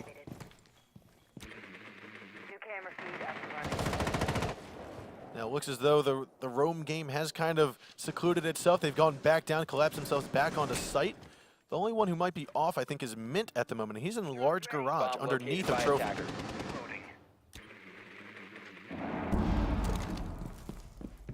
What we've seen here, I want to say from Ominous every time, though, has tried to bend a plant towards that back hallway, towards Blue Hall. Yeah, and they're setting themselves up to do just that yet again, but you have to wonder, is FlipSid going to be able to be in, they're going to put themselves in a position to counter that exact plant, because it's happened time and time and time again, and they're going to be ready for it. So maybe Ominous should adjust a little bit here, try and go for something different. We'll see what exactly they choose to do.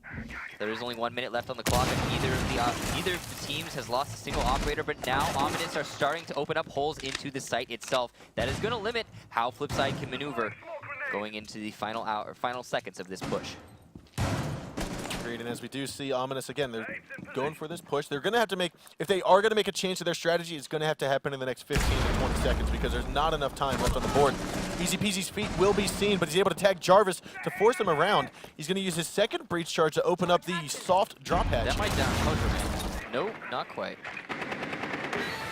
However, Zilchi does get injured here on top of, or right outside of the garage doors. Brian's still working his way down. He's very cautious of that opening where Hot and Cold's peeking out for him. Zilchi finally goes down. BC picks up a kill of his own onto Pojo, man, and now it's a 3-on-5. This is the first round of overtime, so Brian, right there. Jarvis actually takes him down hot and cold from above as Brian tried to push on forward. He's going to smoke it out, go for the plant here momentarily. BK is going to get a kill. The last man alive is going to be Mint. He's here inside of that big garage hallway, moving on forward. BC will go down as he's not looking the right direction, but still, 4 more members of Ominous and diffusers planted. This is going to be the round for Ominous to take on 5-4 at the moment. So, flip side, full anchoring in the site. Ominous doing their standard take, clearing out the majority of the roamers aside from Mint, who is playing in the. Ooh, nice pick from Mint. It's actually 1 versus 3 now. There is every possibility that he might be able to get the last 3 kills and the defuse. It's going to have to happen soon. Now Chapstick knows he's going to drop through here. Claymore, he knows he can't fall through, so he comes on down, and Jarvis will peek on up and get the kill. Actually, he came around from the dining hall. Valiant effort from Mint. So again, sorry, not Jarvis, but Ominous as a whole. They cleared out the roamers. They took control of both of the 2 floors. They opened up the drop downs. They moved their way in through back hall. They opened up all of the holes in the lobby to force the defenders away from holding the snowmobile garage and the back, and anyone who being in a position to stop someone from coming in from back hall. That's their objective when they open up above the site. And it worked out for them tremendously well. And sometimes it does, sometimes it doesn't. In this case, it did. Mint was playing in the big garage, and he was trying to get that roam game off, but unfortunately, he was just a little bit too late there. He could have maybe impacted the round a little bit if he come somewhat sooner. Something aside, to reference Ominous's attack strat there to something else, you could say it's very similar to what you see on Clubhouse bar attack, where a team will take strip club and master bedroom. They'll force the defenders away from the pool table and then just simply plant on top of the pool table because they have vertical control from above. The defenders can't put themselves in a position to stop the plant because they're nowhere near it because they're being forced back from above, and that's what's going on. And now we are seeing Ominous. They will be going into their basement defense. We'll see if FlipSid can win this round and bring themselves into a 5-5 and keep themselves on this map. Now, last time it was on basement defense from Ominous. FlipSid, they tried to mix it up a little bit and go for a wine cellar attack. Did not work out so great for them. They got they kind of just lost to the roamers, to be honest. Their roamer hold wasn't so rock solid.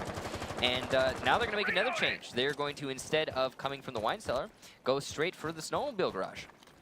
Yeah, and without a thermite, it looks as though Pojo Man is going to get the wall opened up of garage and then possibly rotate over to bar. But primary goal is to get this opened up so they can push in for the plant. They might be trying to do something similar to what we saw in Clubhouse earlier, just open up the wall, throw a ton of smokes in there, and yeah, plant.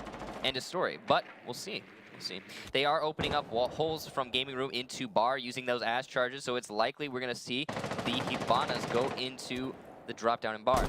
Try to force back the Ominous roster. Something similar to what Ominous has been doing, but a little bit farther, a little bit more reserved. Now, instead of opening up using 2 Hibana charges to open up that garage door, they're just going to use 1. Ooh, a very nice peek by Hot and Cold to get that dome shot onto the Valkyrie. But what they were doing there on the garage wall was just opening up enough so that Blackbeard can hold down the snowmobile garage once they clear out the back hallway and the fireplace stairs. But that's not an easy task. Right. There are 2 players in this back hall, and Hot and Cold is looking for him. Hot and Cold knows there's 1 Chapstick still trying to dance with the devil from below. We'll get on out, but Blackbeard is there, so a good pinch. That is what Zilchi's meant to do there, is make sure that they can't escape there as Hot and Cold tries to flank him out. Mint is going to move forward. Chapstick's going to keep himself covered for the time being. 60 seconds. He knows he's being pinched. He's waiting for BC to come around for an even larger flank as he's just gassing out and wasting the time. But those are the only 2 left, and now BC's last man alive. This looks like it might be a flip side round as we go to round 11 here momentarily. Mint goes for that final kill, and he gets it successfully. We're now headed to, yet again, another round 11. It has come down to the wire on both of these maps for, well, these teams. Looks like we had a disconnect there, so see exactly what's going to be going on here. Maybe he'll make it back in time. Who knows? Calling for a rehost. All right, so we're going to be seeing a rehost. It is, however, still 5-5 on the second map of this series. FlipSid took the first one 6-5. So again, both of these teams neck and neck. Neither of them showing any sort of dominance over the other. Now, in that last round, what we ended up seeing was something similar to what Ominous was doing. Ominous, they're forcing FlipSid on the basement back into Wine Cellar so that they can get the easy plant off and picking players along the way. But FlipSid, they forced Ominous forward by opening up the snowmobile first and pushing 2 players into the back alley, and then pinching them. Well, pinching, whichever, and getting those picks off so that they can just waltz into the site with a man advantage. I think that was very smart of FlipSid to do. To me, you like you said, you can either push them out of the site or you can pinch them and then capture them in basically a death trap. And that's what Hot and Cold and Zilchi were doing together in coordination. Now, unfortunately, you had the roamer, the bandit, that was BC trying to come around. He came around just a bit too late. He could have pushed a little bit quicker, possibly gotten Hot and Cold inside of the bar, or even better yet, gotten the got whoever was playing Glaz on the back stairs. I'm drawing. Oh, that was Mint. Mint was playing Glaz. So that would have been very effective for them. I can hear you. But yeah, no, it would have been, and it was a good handle from FlipSid to get that done, and we'll see exactly what's going to be going on. Let's see, it was FlipSid on attack, so Ominous on defense. So Ominous is going to be going into attack for their last overtime round. Yep. And can't go basement. Yeah, FlipSid can't go basement because they were No, it was a successful attack for both teams. Okay, so it was a successful attack for both teams. So FlipSid can choose between basement or kitchen. That's their choice. But again, we have seen for the most part on this map, attackers favored, well, everything. I mean, we've seen, I think, 2 defense wins overall. Maybe 3 if I could be a little bit off on it, but for the most part, it seems like between. attackers have been leading the way. But I will say that the majority of the time when we see defense wins, it comes a lot down to the roamer game. And when we see the attacking team winning so easily, like what we just saw, it comes down to the lack thereof, or a roamer coming up just a little bit too late. And we'll see exactly what's going to be happening. We are jumping right into the match here, guys. 5-5 again. Neither of these teams have showing any true dominance over the other. Yeah, so I mean, this again, to tell you the significance of this game, what this does, the winner of this game is guaranteed to make it to LAN.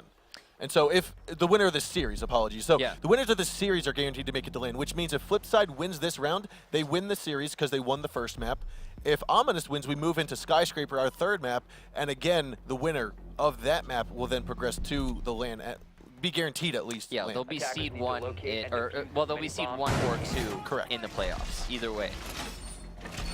Now we are going to be seeing FlipSid. They have opted to go for the trophy defense. Now this is an interesting choice as both of these teams have struggled with their trophy defense, being very much dominated by the attacking squads on either side of the fence. And you have to wonder if FlipSid, are they going to be able to throw some sort of adaptation onto how they're holding this, because it's completely necessary. I mean, it's been sweeps on the trophy defenses, like genuine sweeps. Neither of these teams have had any real luck going into this site. Yeah, it does seem like defensive holds on this site are very much struggling for both teams. We'll see how FlipSid chooses to handle it, though. Ominous have brought with them a Glaz, Bana, Sledge, Twitch, and Ash, and that is nothing. There's no real changes from, again, their majority of their attacking lineups. That's pretty much what we've been seeing a lot of the time. No Montaignes being used on this map whatsoever, as far as I can recall, and it makes a lot of sense. Chalet, a very destructible map. It's interesting, though. Again, it comes down. I think that a lot of what's been happening on these rounds is coming down to the roamer game or the lack thereof. So, will we see FlipSid try and play a little bit more aggressively, or are they going to anchor in the site? Looks like right now we have 4 players. On site, yeah, 4 players on site, and Hot and Cold's the roamer. Yeah, no, so this might come down to if Hot and Cold gets picked off early, or if he manages to waste some time and take some players with him. Now, there are 3 drones that had spotted out Hot and Cold underneath. BC's right on the other side of Hot and Cold. He doesn't quite know it just yet.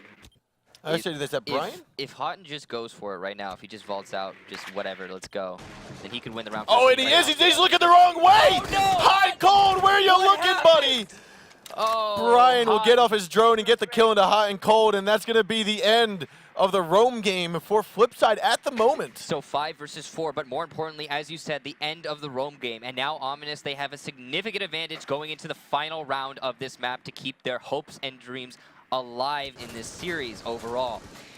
All they have to do is not overextend themselves too much and play this by the numbers on their push into the site, and they will have a good go of it.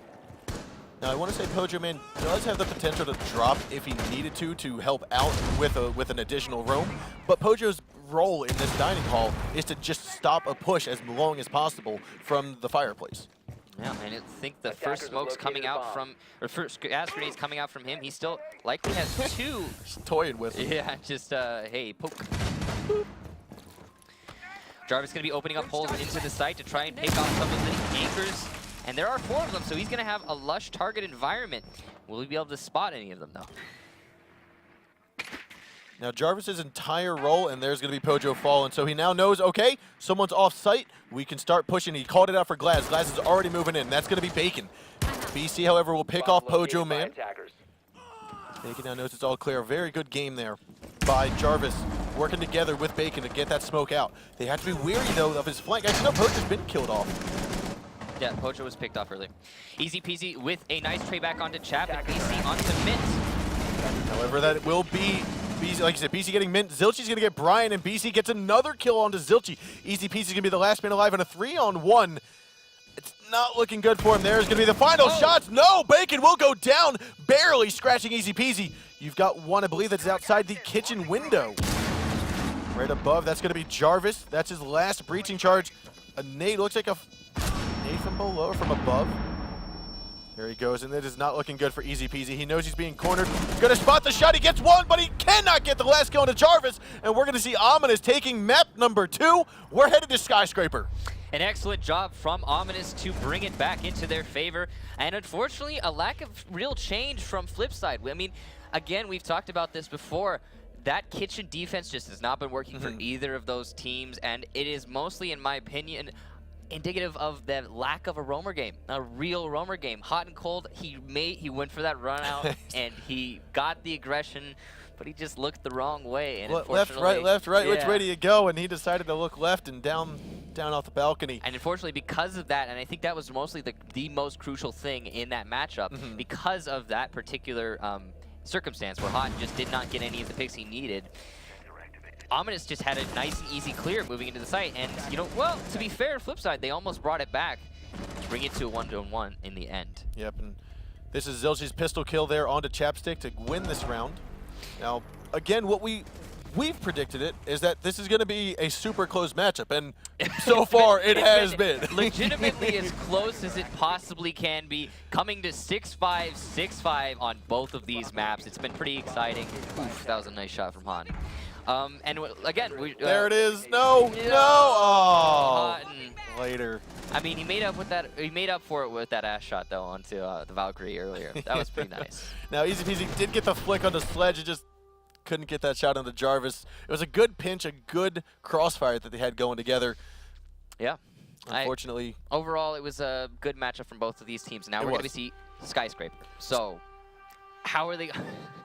The Skyscraper is not nearly as explored as Chalet or Clubhouse. And both of these teams tend to bring new things to the table in each and every one of the maps that they play, but have they invested practice hours into Skyscraper? I feel like they have, because one of the things that we've constantly seen of DLC maps that have competitive potential has been they don't get played their original season most of the time. Border, Skyscraper, they haven't been played, but then they get played massively in the following seasons. Border, one of the top map picks of this season. Yeah. Skyscraper's there as well, not all the time, but we are seeing it. And I think what I like seeing about maps in the Pro League is the level of strategy, the depth of strategy is immense compared to maps that are not in the pool. Like they're more well developed than maps that aren't in the Pro League pool. Yeah, Cafe being brought in. I think it got brought in for the Invitational, or maybe it was Season 3 of last year. But whatever the case, it wasn't part of the Pro League for Season 2.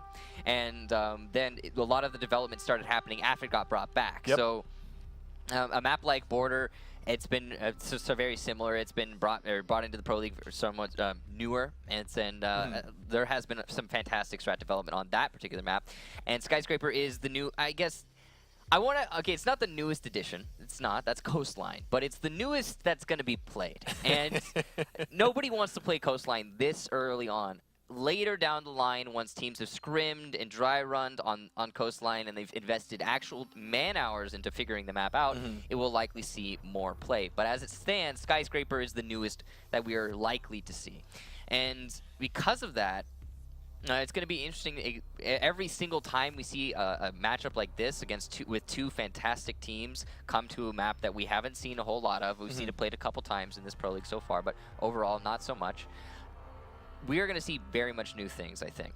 I think with Skyscraper, and one of the reasons, we'll just touch on Coastline for a second, one of the reasons we aren't seeing Coastline is because I feel like in order for it's brand new, teams are investing time, but what I think what has to happen is you need to know how the other team is going to play. The meta has to develop on said map before you can actually play it and have it really refined down to a T. And now we are seeing, ladies and gentlemen, we're jumping right into the map. Skyscraper, again, this is the third map of this series. This will decide who advances to the winner bracket of the playoffs and who gets descended down into the loser bracket. If you win this map, you are guaranteed a spot at LAN. Correct. So, FlipSid on attack. Going into the first round, Ominous on defense. We're going to see a karaoke tea room. No surprise there. That is the most commonly picked bomb site on Skyscraper. But how exactly will they set it up? Now, it was last week we saw some Skyscraper, if I remember correctly. And one of the things that I recall happening was actually opening up the floors, not the floor, but opening up the bottom of the wall between both bomb sites so you can basically see into both bomb sites without overexposing yourself from any of the window peaks. Some teams like to do that. Some teams prefer to reinforce it. It's all up to how you want to play it as a defensive team. Are you going to try to hard anchor and just waste out the time? Are you going to try and go aggressive and get those picks on the players as they, the attacking operators as they advance into the site? I mean, it's all down to you and how you or your team, you and your team, and how you choose to handle it. It's done differently by a number of different people. But yeah, they're also investing a lot of utility downstairs. Now this is interesting. It's likely that we're going to see Jarvis. He is on the pulse, going for the roamer game, but the majority of the sites, both A and B, are destructible, and the C4 will be very useful in stopping those plans. So it looks like they're trying to do something similar to an upstairs consulate hole. Yeah, and what we're seeing here is, like you said, you've got Jarvis underneath. I believe we also have that as Brian, if I remember correctly. BC. BC's underneath playing Rook. Easy peasy. Bringing out the IQ, though. Yeah, IQ is actually very useful in this map. There's a lot of great places to hide Valkyrie cameras on those towers. Unfortunately for FlipSid, there is no Valkyrie coming from Ominous. So the IQ not going to be quite as useful. She will be able to hunt down the Pulse, however, and hopefully that'll open up the sites for some plans. Now, the last time I remember seeing a UMP inside of Jarvis's hands, he got an ace on border. So he's looking to possibly play a similar style of play, being, like you said, the roamer off-site, trying to get the kills one by one, and then progressing them back onto site when time comes. But FlipSid, it looks like they're going for a west balcony push. Yeah, straight into B, seemingly. Interesting that they're not going to try and take control of Geisha. Ominous have completely left Geisha exposed, probably relying on that C4 from underneath. Again, we talked about earlier on the Pulse. But FlipSid, they're not going to go for anything of the sort. A north and a west side take coming out from FlipSid. They're pushing away now into the north stairs. Now Jarvis heard the fire from above him. He knows someone's on top of those north stairs. He doesn't quite know who just yet, but he's got the C4 handy and ready to go. Gonna toss it right up, blows it up, and actually does 0 damage. Hot and Cold now gonna know that, okay, someone's inside a bathroom or at least maybe by the table. Gets rid of the barbed wire. He's got to be careful. To his side is going to be Jarvis. He's moved on into the barbecue lounge as Jarvis is still here inside of the restaurant, but he does get picked off from Hot and Cold, who peeks around with a marvelous headshot. Unfortunately, Jarvis there just a tiny bit behind the going-ons of the FlipSid attack. FlipSid being very aggressive on this push. Will they be able to get rid of the smoke in the A bomb site, though? That is the real challenge, as he has 40 seconds on the clock and still has his gas tank. Oh, now you do have, I believe that's Blitz, who moved on in through the drone hole, or through the impact hold. He's going to pick up a double kill into Hot and Cold, and easy peasy. Now BC got mint. That's a triple kill there for Ominous, but Pojo was able to trade off onto Chapstick. They finally get that smoke out, but Brian is still here. He's got to go up against Pojo and Zilchi. Oh, and there's going to be great timing workmanship together, as you did have Zilchi trying to get the feet from the castle barricade. That's going to allow Pojo Man picking up that kill onto Brian. Now BC in the back hallway here. Fuser does get planted. Pojo Man going to go for the shots, but BC pre-fires around the corner. Zilchi last man alive, some pre-fire happening behind the couches. He gets his feet shot just a little bit more. And BC still holding down a corner, waiting to try to get this opened up. A deagle shot, but he cannot get it. Tries to rush on in and will not work out for him. We're going to have Ominous securing round number 1 on Skyscraper. A little bit of unfortunate timing coming out from both of those teams. You saw in Jarvis, he wasn't able to use his pulse to any success whatsoever. But at the same time, FlipSid just barely missing the timing when it came to challenging the players in the site, and because of that, Ominous, as you said, they brought the first round into their favor. Now we're going to be seeing FlipSid likely going to be picking the same bomb site. We'll see if they decide to go. Yep, there it is, karaoke tea room. No surprises there.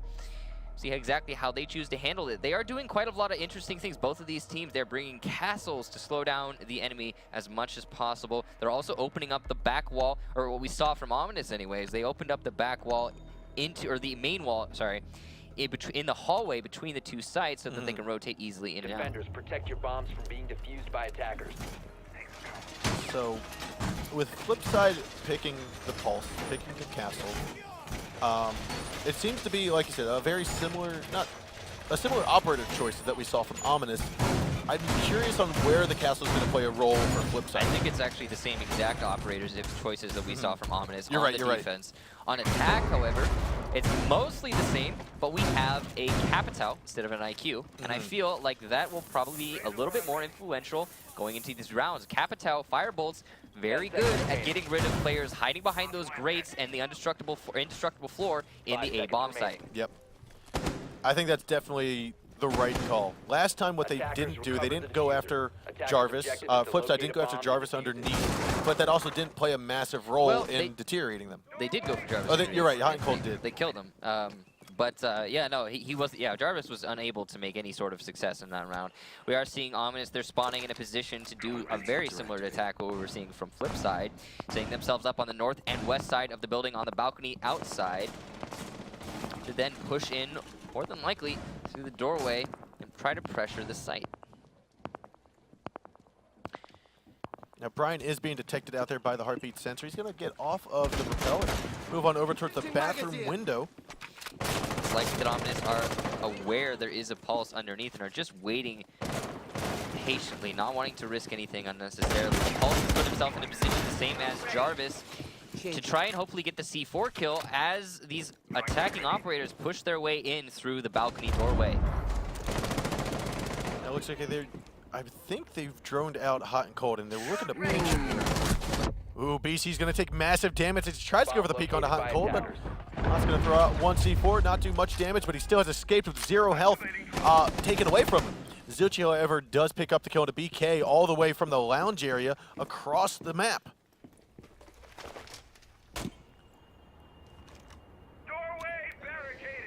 So Ominous now taking it nice and slow. They are at the man deficit here, and they have not opened up any serious avenues to attack the site. No real opportunities here. They're going to have to challenge a hard hold from easy peasy lemon squeezy to push their way into the A bomb site. Zilchi still maintaining control over drum room, and Hot and Cold still maintaining control underneath the site. Ominous looking for opportunities by pushing Brian into the barbecue kitchen. It looks as though Mint and Chapstick are going back and forth here inside of Geisha. However, BC will finally go down by Easy Peasy. Stuck inside of the fire, it appears. Easy Peasy still going to live. No, he finally goes down. I don't know if that was by the gas grenade or by the fire arrow. It was by the gas grenade. By the gas grenade. A team kill there by Pojo Man, but he continues to go nuts here as he takes down Jarvis. In a 2-on-4 at the moment, Brian will fall to Mint. Chapstick last man alive, and it looks like an enemy's been detected outside. I think that might have been Mint hopping out for a split second. But nonetheless, Chapstick's still going to move his way in here. He will be pinched by multiple sides. Hot and Cold coming up the north stairwell will take down Chapstick. So Ominous seemingly getting a little bit too spread out. And if you guys recall, Ominous is the sort of team that coordinate very well as individuals and are usually putting themselves in positions to trade each other back. And it's just not happening in this instance. Again, they're getting a little bit spread out, and they're not being able to as individuals kill the flip side players in that pulse, in that castle, in that rook on the site, unfortunately missing that firebolt in between the grates. Just some unfortunate circumstance. And now we are at 1-1. Both of these teams having good success on defense. Ominous will be moving their way down into the kitchen and the barbecue. And this is usually held very similar to the way that karaoke is held. Reinforce some of the external walls, sure. Some of the other site walls, open up between the sites, move your way upstairs, maybe 3 players upstairs, 2 players downstairs, and just kind of hold it the same as karaoke. Deny upstairs control and thus deny the plant onto the site by maintaining verticality on the attacking squad. Now this is going to be a little tricky here for FlipSid, bringing no Thatcher yet again, and you need to open up. If you most successful pushes from attack side, most successful attackers open up that kitchen wall, the middle kitchen wall between barbecue and the majority of kitchen. But they've got mute and they've got bandit to stop that Hibana.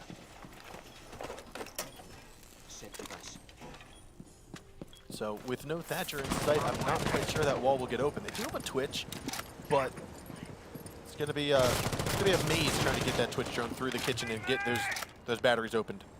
Drone's up and running. As it is, FlipSid droning out the delivery area, repelling on the south walls, taking it nice and slow.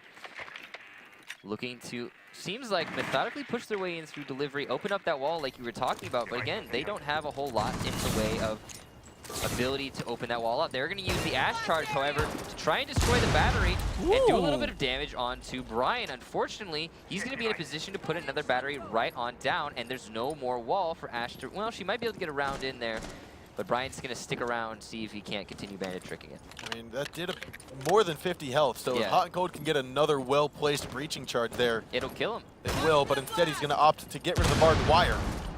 Probably the safer option in that instance. Ooh, he actually peeks on out. That angle was supposed to be held down, I want to say, by Chapstick. I think Chapstick was inside of the pantry, looking down towards the window. So I don't think we needed to have Brian peek out from there. It's unfortunate that he chose to, and then because of that, the wall does get opened up by Pojo Man. And now FlipSid have complete control over the site, but Hot and Cold vaulting into the site gets picked off by Bacon. So if FlipSid wants to get this plant down in the next minute and 10 seconds, they're going to have to take control of that top floor and get Bacon out of there, or they're going to have to push into barbecue. And they've done just that. They're getting the plant down now. Even though Bacon is playing in Geisha, he has no way to actually stop this plant. A perfectly timed flashbang. He will be finished off very easily. Now last man alive is going to be Bacon. Sees Pojo Man, and they will get 1 kill, but he still has 3 to go with Easy Peasy, Mint, and Zilchi all being left alive. Bacon, he's being cornered from many different sides. Zilchi's going to get the shots down onto him from outside, repelled off the balcony, and that is going to go in FlipSid's favor. Seems like FlipSid have a better handle on this map overall. Their first attack round went into their favor very decisively, and... Or sorry, it didn't. Their first attack didn't go in their favor. We've seen 2 defense wins so far. Correct. That was the first offense win of the map, I think, so far, of the entirety. So that was a good job by FlipSid to break the mold of the continued defensive wins. Now we're going to see FlipSid. They're going to be going down to the barbecue kitchen, see how they're going to handle it. But yeah, I'm sorry. On the upstairs defense, we did see Ominous win the first round, but it was very, very close. It came down to a 2 versus 1 with the bomb diffuser planted. And in the case of FlipSid, they very decisively won that upstairs hold. I think they lost maybe 1 or 2 operators on their defense. And now they have won their barbecue attack. And will Ominous be able to return in kind? We are seeing FlipSid set up in a very similar fashion.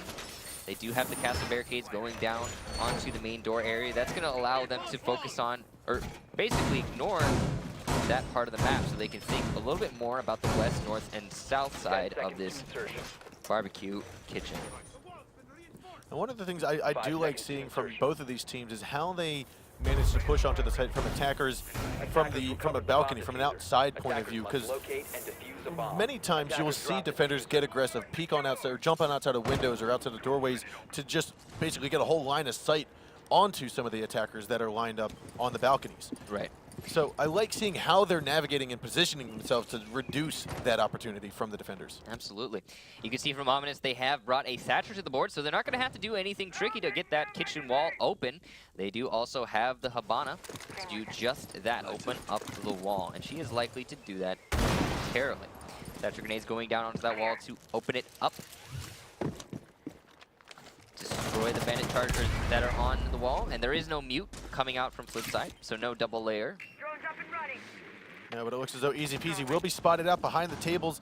He thinks he might be clear, but his legs were spotted by the drone. So Brian's going to actually open that up. I think he just shot it for the time being. It is a very common spot where Easy Peasy Lemon Squeezy is playing, but it is also very useful and hard to deal with as an attacker. Being there, you'd only have to look one way, and having a 3 armor in that situation, you can win a lot of the challenges that are going to come your way, especially given you have the ACOG. Jarvis, though, looking like he's trying to establish control of upstairs. There are 2 players in the Geisha room in Pojo Man and Mint, and they are going to hold that tooth and nail as long as they possibly can. Now we are going to see, like you said, we're going to see Geisha room being held down by FlipSid. Jarvis, however, is going to finish droning out the second hallway. He sees Zilch inside of drum room. Pre-toss 1 grenade, try to toss it on over. Pojo Man still going to be inside of the Geisha room with Mint. Now this is using up a lot of time, but they are close to site, and once they take over top floor, it's not going to be that much more difficult for them to get this final kill. Jarvis will get the kill into Zilchi, as we just saw Bacon take down Mint, who jumped outside of Geisha. A good collapse and a good receive from Bacon. Geisha's all clear. Pojo dropped on through the hatch back onto site. Easy Peasy still inside of the dining hall. He's got Sledge above him as Jarvis does pick off Easy. So here we have it. Pojo Man hot and cold. Last 2 alive against 5 Ominous members. Brian on the top of those north stairs. He's going to move on forward as Bacon will try to smoke on out, but he's still out on the west balcony. Chapstick's there as well. Looks like drones are going to go into the barbecue room at the moment. 5 on 2. Still has 2 gas grenades left. Chapstick hops on in. He's going to try to get this plant down. They hear it. He's going to try to gas it last time. Will it get Chapstick down? No, it won't. Plant will be successful. This just went through the hole onto the stairwell.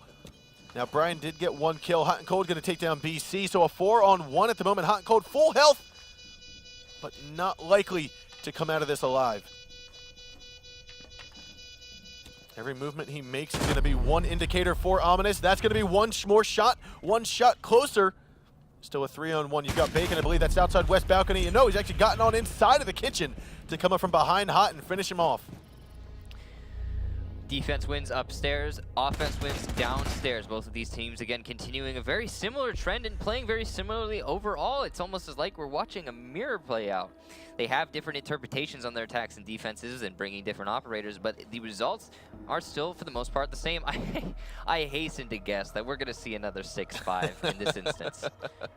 I mean, it's looking that way. Am I wrong? So, I mean, if I recall correctly, and forgive me, I am not up to date on all of my stats for the Latin American League, but the closest, the most rounds we've ever seen in a single series was 32-33 during the Season 3 Grand Finals, or not Grand Finals, but the Season 3 Finals between Playing Ducks and Most Wanted. And if this goes to a 6-5, this would be the first time we ever see a 33-round match. That would be incredible. Quite a story to tell home about. And now we're seeing Ominous, they're going back onto their upstairs defense. Now this has been successful for both of these teams, including Ominous. And now last time this happened, last time they defended this site, it was very close, however. It came down to a 1 versus 2 again with the diffuser planted. And almost FlipSid managed to pull it out of their hat, but not quite. Jarvis, unfortunately, not making use of his pulse underneath the site. Not getting a kill with his C4, nor any subsequent kills afterwards. And we'll see if he can make a little bit more use with it downstairs, with his pulse downstairs, and put his team in a better position going into this next round. Their diffuser. Attacker's objective is to locate a bomb and defuse it. Now from FlipSid, we are going to see again a westward push off of the helipad. Last time they spent a lot of time and effort on this balcony, ready to try to push into B, and we saw Hot and Cold work his way down those north stairs. Going to be in position again to do it. It looks, we are seeing Geisha, like you said previously, they're just giving up Geisha. They forfeit Geisha entirely. Ominous doesn't seem to put much stock in holding it. And you know, that might be the right call, but We'll see if it works out for them. The way that they have it set up right now is they put the castle barricade on the door, which means that the Pulse, as you can see, he's underneath. If he is told by his team, hey, there's someone coming into Geisha right now, and it should be pretty easy for them to hear that, he'll go underneath Geisha and see for them. So Jarvis identifying one repelled outside on the northwest corner of the map here, but I don't think he realizes that he is kind of being pinched. They're going to assume that he's there. They know that he was there last time. That's where Hot picked him off. Blackbeard has been lit up, but did not see the engagement, but he is on pretty low HP. And because of that, if somebody decides to shoot his feet, which is usually what happens with a Blackbeard, he will go down very, very easily. No replaceable shields are going to solve that for him. So that is very important that he has been lit up as such. And none of the Ominous players have taken any damage yet. 1 minute 40 on the clock, and FlipSid has, as of yet, to make any serious progress towards the site. There is no one in a serious position to stop them pushing in through the B window, however, at this current moment. I feel like they could hop in and go to the wall closest to the hallway there that's been reinforced and plant right in that corner. Yeah, but Jarvis is underneath still in a good position to stop just that. Easy peasy pushing his way down onto the north stairs. Mint opening up the window again. This is going to be a push here. Chapstick still tucked around. Easy peasy waiting for that head to pop on up. With 60 seconds left to go, Poacher's going to drone it out as well as Easy. He's actually spotted. He's got his drone right on top of Chapstick's feet. In position. Drone's up and running. Here's going to be the toss from one gas grenade. Still has 2 left to go. Zilchi again trying to hold down. This is all based around Chapstick. They're all trying to rotate and get Chapstick out of that yellow cubby. And if they can, the round might be theirs. If they can't, it doesn't look like it's going to work out for him. Nade fell just short, and unfortunately, Easy Peasy does not have any more. 34 seconds now on the clock, and Chapstick still has 1 smoke grenade to his name. FlipSid prepping for this push. You got 25 seconds to go. The smoke grenades are coming. An aggressive push by Easy, but he will be taken up by BC in the middle stairwell. And Bacon will get down onto Pojo as Hot and Cold gets a double kill onto Brian and BC. You still have Chapstick. He's going to come on out of the cubby to take down Hot and Cold for the trade. A 3-on-2. You still have Zilchi with low health. Mint coming up those north stairs. Diffuser's in his hands. He's going to go for the similar push, but now he's actually got himself into B site. Going to go for the plant here with 3 seconds left. No, he will not. He's going to move on forward, and the round will go to Ominous here as Zilchi and Mint just cannot get the final shots down. So FlipSid, they prepped themselves well, putting themselves in a great position to push into the site. They all sprung into action all at once. They got some good trades back and forth, and the potential for the round win was there, but unfortunately, because they spent so much time trying to get that smoke out of the great corner in A, and unfortunately they didn't, they ended up not having any time on the board in the end of that push, and because of that, the round went in favor of Ominous. So what we were seeing from Ominous on that attack, that same exact attack, is the Capital. And in the last time they attacked this site, they unfortunately did not get the Capital arrow between the grates to kill the Smoke who's playing in A. But if they manage to hit it this time, that might be the exact counter that they're looking for going into this push. Because again, both of these teams are defending the same, both of these teams are attacking the same right now. And yeah, if they get the Capital bolt into that corner, I have to imagine that they're going to have a successful A push. Yep.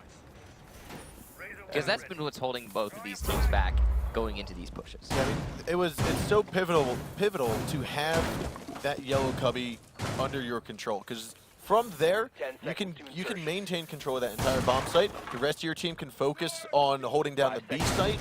It's very effective to hold down this A just from that yellow cubby, which we see Easy Peasy situated in. Neither of the teams are really holding down the B site. They're not. FlipSid is doing one thing different than Ominous. They're holding down Geisha, but the B site, for the most part, is being neglected, as both of these teams know. All they have to really do is wait for their, like, if someone goes into plant B, they're going to get C forward from underneath with that pulse, as well as it's pretty easy to just shoot anyone in B as they open up the 4, as you were talking about earlier, that hole in the hallway at foot level into the B bomb site. That's completely opened up, so it's not really an option. B is an option. And as such, both of these teams are trying to force their way into B. Or A. No, you can't go B, but they're trying to go into B. We do have Hot and Cold, though, who's prepping the kitchen window to hop on out. Now, if he does that successfully, he might be able to pick off, I think that is Brian repelled on that west balcony. However, it does sound like all the Hibana charges just got shot. Not quite sure where those Hibana charges were. Attackers have located I didn't quite see it either, to be honest. But again, like you said, these teams, while they do have some variation on which rooms they're going to hold down, like Mint's going to hold down Geisha and Ominous doesn't, they seem to be forcing the majority of their utilities in the same spots as each other.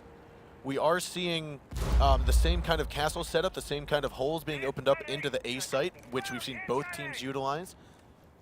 So altogether, this seems like it's going to be a very, very similar kind of hole. Yep. You have Bacon working his way on the north stairs, top of him, outside of the balcony. Brian has managed to get his way into Barbecue, trying to fight off Hot and Cold. Is he going to see Hot peek around? C4 gets tossed out of the kitchen. But right now, he's still secured for the time being. Trying to look for him. Looks like bullets will go. There's BC's Capitao arrow to take down easy peasy. You called it, Kicks. If he can get it in, get rid of him, we might just see a successful attack round on this top floor. Unfortunately, for the Ominous, FlipSid is trading back players in response. Ooh, and 2 double drop shots. Hot and Cold, though, will come out on top, taking him down. Pojo Man get ones on the Bacon. Last minute life is going to be Chapstick. They did successfully get easy peasy out, but it's not going to work out as the potatoes come flying. Mint will get that final pistol kill onto Chapstick. Potatoes come flying. I love that. That's fantastic. So, yeah, they got the Capitao air bolt down. But unfortunately for Ominous, every other engagement went the way of FlipSid. So they got the one thing that was stumping them and got stumped by other things in the process. Yep. So now 3-3. These rounds keep getting traded back, guys.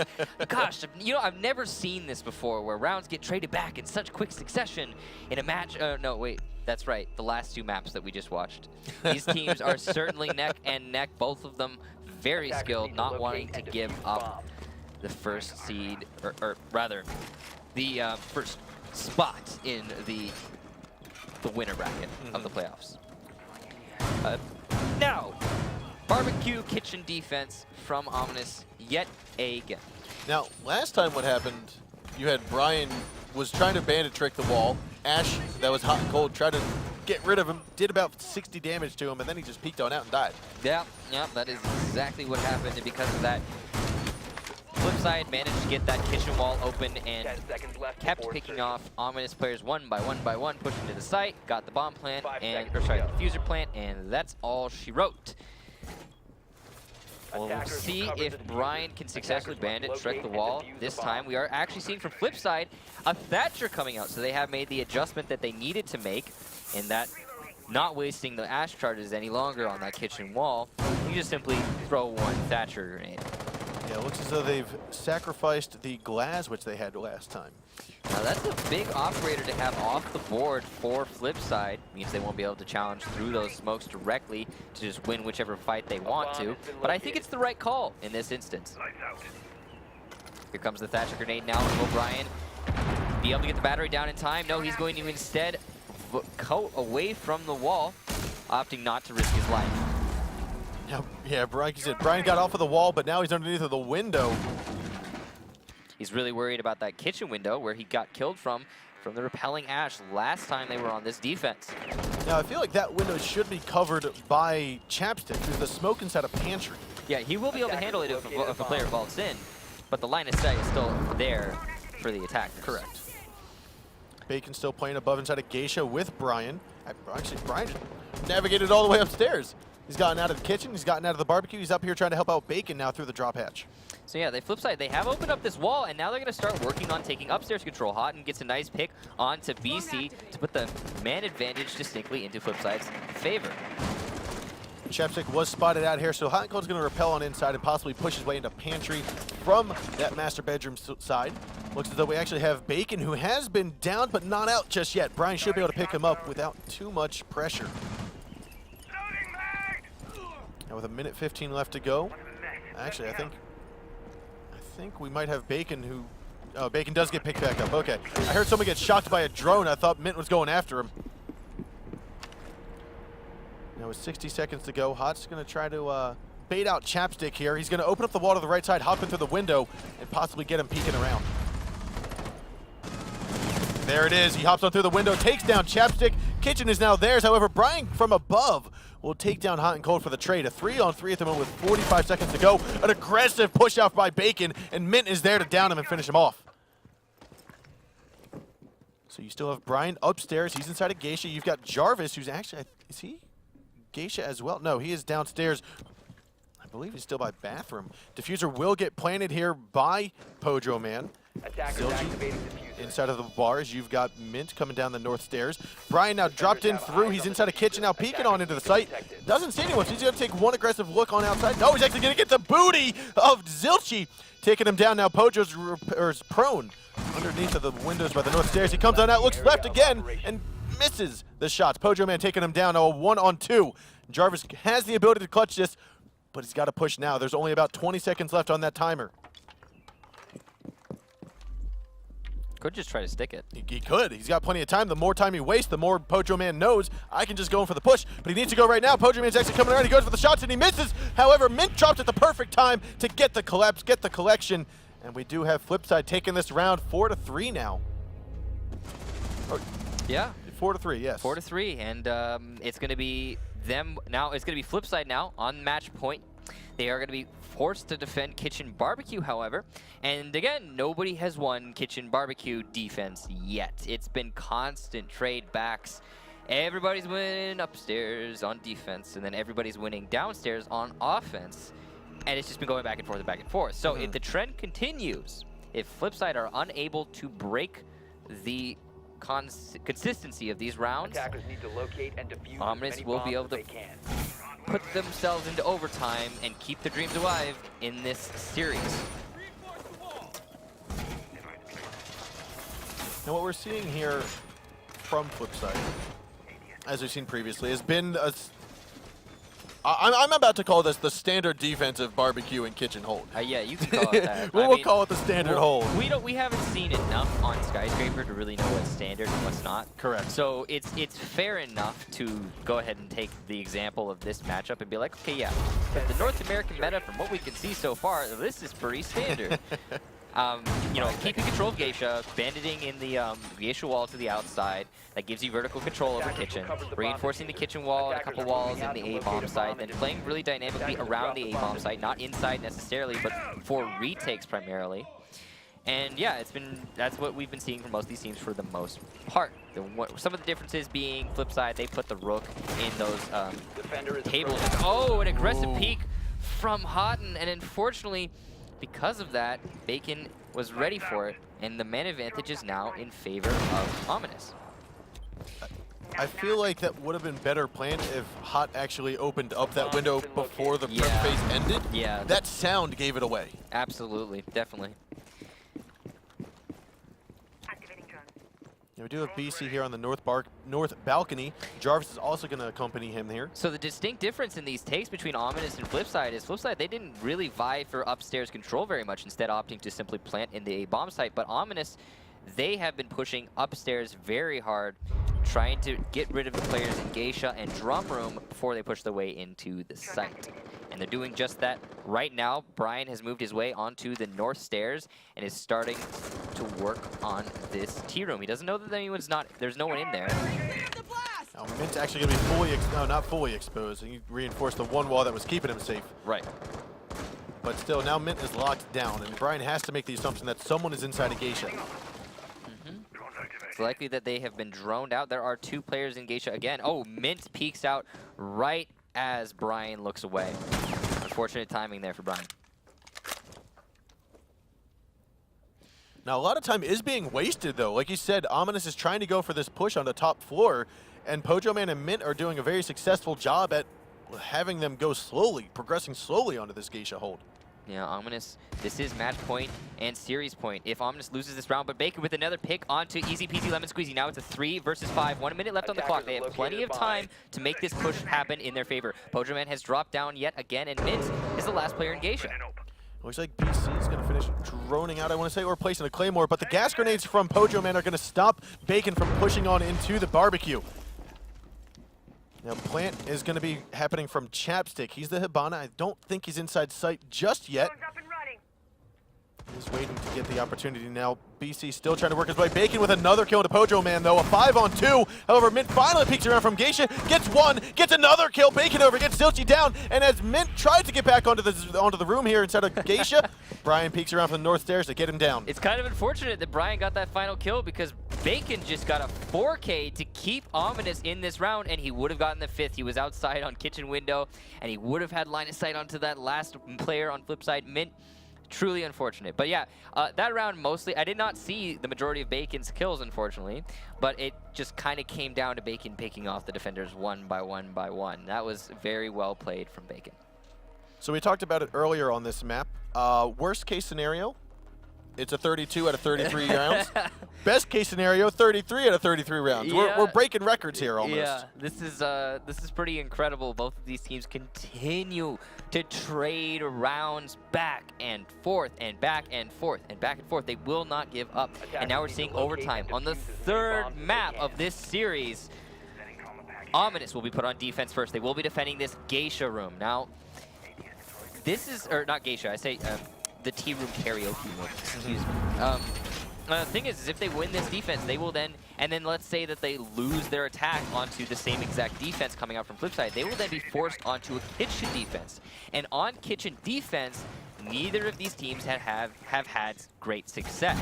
So, it might not be the best thing for Ominous to win this particular, I mean, they have to win it because then they're going to have to face it. You can't give it up. Yeah, you can't give up the round. But the problem is, what I'm saying here is Ominous is kind of at a disadvantage here going into overtime, given that they've been put on defense first because they have to defend Geisha, the better site first, and that means that they will also have to defend for the 2nd time in overtime. Correct. Hot and Cold's ready. He don't care. He ready. He ready for that window peek. Now that is the 2nd floor peek, which Hot and Cold peeked the 1st floor last time. He's like, yeah, you're not going to be able to peek out on me like I peek out on you. Yep. But now we do have, like you said, a little bit different. Yeah, Ominous, they forfeit Geisha. They do. They did forfeit Geisha, it appears. Which is not what FlipSid do. FlipSid, they still play the Bandit in the Geisha room. They also bring in IQ on this attack, but they do a couple things differently. FlipSid are going to be moving their way into what looks like Garden, and then very likely after that, Drum Room, but there is going to be a Brian or BC in a position to stop that. That is Brian. Now this is something that hasn't really come about before. Hot and Cold's typically push down north stairs. Now that they're actually trying to pinch in from multiple sides, they won't have the luxury of having everyone's attention be forced towards the north balcony. Yeah, FlipSid, they've been making a lot of adjustments in this matchup, in this entire series, and it sometimes works for them when they try to do something differently, sometimes doesn't. We'll see what exactly happens here with this Ash. She's not sure about the east side of the building. Ooh, now, Brian is in a very nice position, but he does get droned out, and Hot and Cold's going to be calling it out. He pushes on in, goes for the shots, but he potatoes just way too much. Brian will get 1 kill, but then be traded down by Easy Peasy Lemon Squeezy, and now that makes it to a 4-on-4. Still have the round to go, but Easy Peasy is now in control of that drum room. Chapstick still here inside of the ace site. Attackers drop the diffuser. Jarvis trying to lurk underneath. Mint, though, he's going to peek around and gets the headshot. That was actually a trade between Jarvis and Mint. They each dome each other with a single shot. We're here, 3-3, still 60 seconds to go. But I tell you what, this is intense. Round count is 4 versus 4. Man count is 3 versus 3, and constant trades back and forth between these two teams in rounds and players. The like. Now, Easy Peasy is on the north stairs here. That wall has been castled, which it hasn't been before. So he's going to have to use 1 nade to get rid of it. That's the last nade from Easy Peasy, but it doesn't actually do all the damage it needs to. So the castle barricade's still there. You've got Bacon trying to peek on out from the 2nd door of Tea Room. He knows one is on the north stairs. He probably is expecting one outside by the door. So all he's going to do is just keep on peeking back and forth. With 30 seconds left to go, Easy Peasy finally manages to get a little bit closer, inching ways. Oh, but he gets a shot through. Was that it looked a little bit like he got him. What a shot there by Easy Peasy. Downing Chapstick. Bacon, however, will take down Zilch as he progresses on in, but then will be killed off. This could be a successful push onto the A site. Seconds remaining. We've got Pojo and Easy last alive against BC. Chapstick is injured. He's not going to get it. It's now a 1-on-1. Pojo's going to get the diffuser, plant it, and hop on out the window. Now BC does have the opportunity to pick up Chapstick. And will he do that? He will. Oh, this is dangerous. It is very dangerous. He's going to come around. Looks for the shots, he's prone, and he put himself in a very vulnerable position, and it did not pay off for him. Chapstick gets on up from being down for about 30 seconds and will finish off Pojo Man and get that diffuser destroyed. And again, FlipSid almost win that upstairs defense, but unfortunately for them, Ominous continuing the trend of continuing, well, Tea room, karaoke room. Nobody can win that attack. That castle barricade is what fiddled that, Oh, absolutely. that moment right there. Yeah, castle barricades are much more useful than I feel like a lot of people give them credit for, especially considering they don't die to 1 grenade anymore. They don't die to 3 glass shots anymore. They've been buffed significantly in that manner. And because of that, you know, it's stayed true, it stayed alive, and FlipSid, I mean, you could have seen that Hibana get a 2K as he was rounding the corner through the door, but lo and behold, a freaking castle barricade preventing just that. However, you have to give credit to the fact that Chapstick, he was peeking out really aggressively as Smoke playing in that corner. And the angle that got opened up on him from the IQ wasn't necessary that Chapstick got down in that instance. Yeah. He kind of overexposed himself. So that was what opened up the round in the first place for FlipSid to get the bomb down. A little bit of too aggressive from Chapstick, but whatever the case be, FlipSid now, they will be defending upstairs. Will we're seeing this go to 33-33. I've accepted that fact. I've accepted we're going to see this go all the way to 6-5. I want to say there's no way Ominous could win this upstairs attack. There's no way it could happen, but I feel like I'm going to jinx it because 5 seconds remaining. I feel like that'd be rude. Ominous, how dare you take away a 33-game round from these guys? What? Oh, no. I mean, but I feel like that would jinx it. Nobody's been able to win this upstairs attack quite yet. Ominous, they're bringing some new operators to the board in the glass. I don't think they're bringing it upstairs quite as much, instead opting to bring Thatcher, but that hasn't been helping them very much. Or actually, was it Blackbeard? No, I think it was Thatcher. Whatever the case be, they have the glass now. They have the Capital. The last time they were on this attack, what happened is they got the Capital Bolt into the yellow corner, and it did kill the Rook, but unfortunately, that wasn't enough for them to win the round, as the majority of the rest of their players were getting picked off elsewhere and losing their engagement. So it's not going to come down to just that Capital Bolt, but rather getting the pick onto the Pulse, which unfortunately for Ominous, again, they've had a lot of trouble with hot and cold underneath the bomb site with this Pulse. They haven't been able to really handle him in any significant manner, losing a player or two more often than not.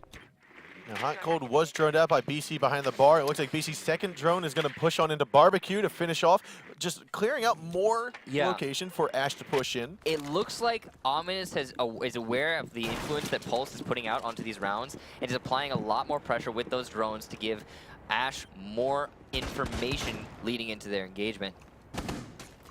Yep, and I think Mint is inside of Geisha. Yes, he is. BC still working his way outside on that northwest balcony. Brian's now moved on over into the restaurant section. Brian's still having some trouble locating exactly where that Pulse went off to. Yeah, and there's only 1:25 on the clock, so Pulse has done his job already. He's wasted quite a lot of time. The pre-fire comes from Hot and Cold, but unfortunately does not connect with Brian as he slowly peeks out. Brian's going to throw another drone now to continue looking for Hot and Cold, but only a minute. This is the 4th or 5th drone that Hot and Cold has been able to kill off and dodge away from without being killed off. Yeah, this is a lot of information that they aren't utilizing and taking advantage of. It looks like Brian, instead of pushing directly into the Pulse in this instance, is just trying to cordon him off, though. Now Brian's still looking over here at the left side bar. It looks as though a little prone action is going to happen from Hot and Cold. He's taking a look at him. He's going to go for the push. He's going to peek on up the C4, tossed from the go, and there she goes. She goes flying. Pojo Man going to get a gas kill onto Jarvis. Bacon's going to get one of the men. We've had a lot of action here as we look at the action happening downstairs between Ash and Pulse. It's a 3-on-2 at the moment with 30 seconds to go. You've got Chapstick and Bacon. There it looks like it's now only up to Bacon, a 3-on-1. We are very likely, without the diffuser in hand of Bacon, we're very likely to see this head to the 33rd round of this series, the first time ever in Rainbow Six Pro League history. I think you're right that I think it is the first time ever in Rainbow Six Pro League history. I've never really seen a match quite like this. Damn, I mean, the first map, Ominous had a distinct lead and kind of blew it. But they brought it to the 6-5. The second map, it was constant trade back and trade back and trade back. And on the third map, Skyscraper, we're seeing the same exact thing. Constant trade backs on these rounds. And that last round, to get a little bit specific on why Ominous lost that round, it does come a little, very much down to the lack of getting rid of that pulse early in the round, because if you can take care of the roamer game from underneath, Brian no longer has to worry about it. He can move back up and support his team moving or pushing into the site. They also seemingly missed the Capital Bolt or didn't get an opportunity to shoot it in the first place onto the Rook in the yellow corner, and as such, he's remained alive late in the round. Doesn't even look like, I don't think they got the castle barricade open even. But whatever the case be, I feel like Ominous, they need to apply a lot more. I mean, I say what they need. They're never going to be, this is the final round of this series, guys. This is it. Ominous either win the very first kitchen defense of this map, or FlipSid goes to land. Yeah, and FlipSid goes to land guaranteed. We'll see exactly what happens, but yeah, just a poor roamer, or a poor roamer hunting coming out from Ominous on that last round, and a great roam on FlipSid from FlipSid. Yep. So, I mean, I feel like with this being a site that they've tried, this is the sixth time that they've tried holding this site. I feel like, maybe not sixth time, no, they've had some top fours. This is like the second or third time they've tried holding on to this site, and it's been unsuccessful. I feel like possibly expanding into another bomb site might have been a better option. It could have been the right decision, but you got to imagine nerves are, high right now. There's a lot on the line for both of these teams. This is, again, this is the deciding round, and I imagine they wanted to go with what they're more used to. Didn't want to take the chance. Ooh, and Zilchi's going to pick up that shot onto Bacon as he gets on out from the Twitch drone, feeling a little bit itchy, and he will get picked off. Jarvis, just very small angle. Looks like some bullets are going to go flying from Zilchi right above Chapstick's head. He's got nerves of steel staying right there without moving an inch. Some of those shots are actually, I think, one of them connecting through the door, and they do know that Chapstick's playing there. They just droned him out, so Zilchi's going to stay on this angle. Just make sure he doesn't blind himself. There he goes. And there it is. Hot and Cold will pick off Chapstick. This is looking very good for FlipSid. We're going to see Zilchi here still on top of the balcony. Hot and Cold is going to be droning out some more. A 5-on-3 with a minute and a half left to go. This seems to be more aggression than we've seen in previous rounds. Most of the time we've seen it progressing very slowly. But right now, we've got 3 members of Ominous left alive. Jarvis, we've got Brian, and we've got BC, I believe. BC's over here inside of the restaurant. This is one of those typical spots that you'll see, like you said, that 3 armored operator going to be situated. Now Jarvis trying to push on outside. He's playing the heavy roam game. He's got to tear down this castle barricade, though, as it is blocking his way back on the site. And he gets picked off again by Zilchi. What a tremendous shot here. What a wonderful angle. A 2-on-5 at the moment. We're going to have FlipSid here. It is looking very good for Mint's going to go for the peek. He gets another kill, and it's now all up to the Bandit. This is going to be Brian, and he gets 1 kill, but he has literally 2 health to go and 40 seconds to defend both bomb sites. Pojo Man is going to have the diffuser as he peeks on up. Hot and Cold will get the kill on Brian, and we're going to see FlipSid taking home this 33-round series. Woo! That was a long match. That was a fantastic round from FlipSid. All they really did on that round Holy that game. Holy that game, yes. Yes, holy that game. Indeed, I concur with that assessment.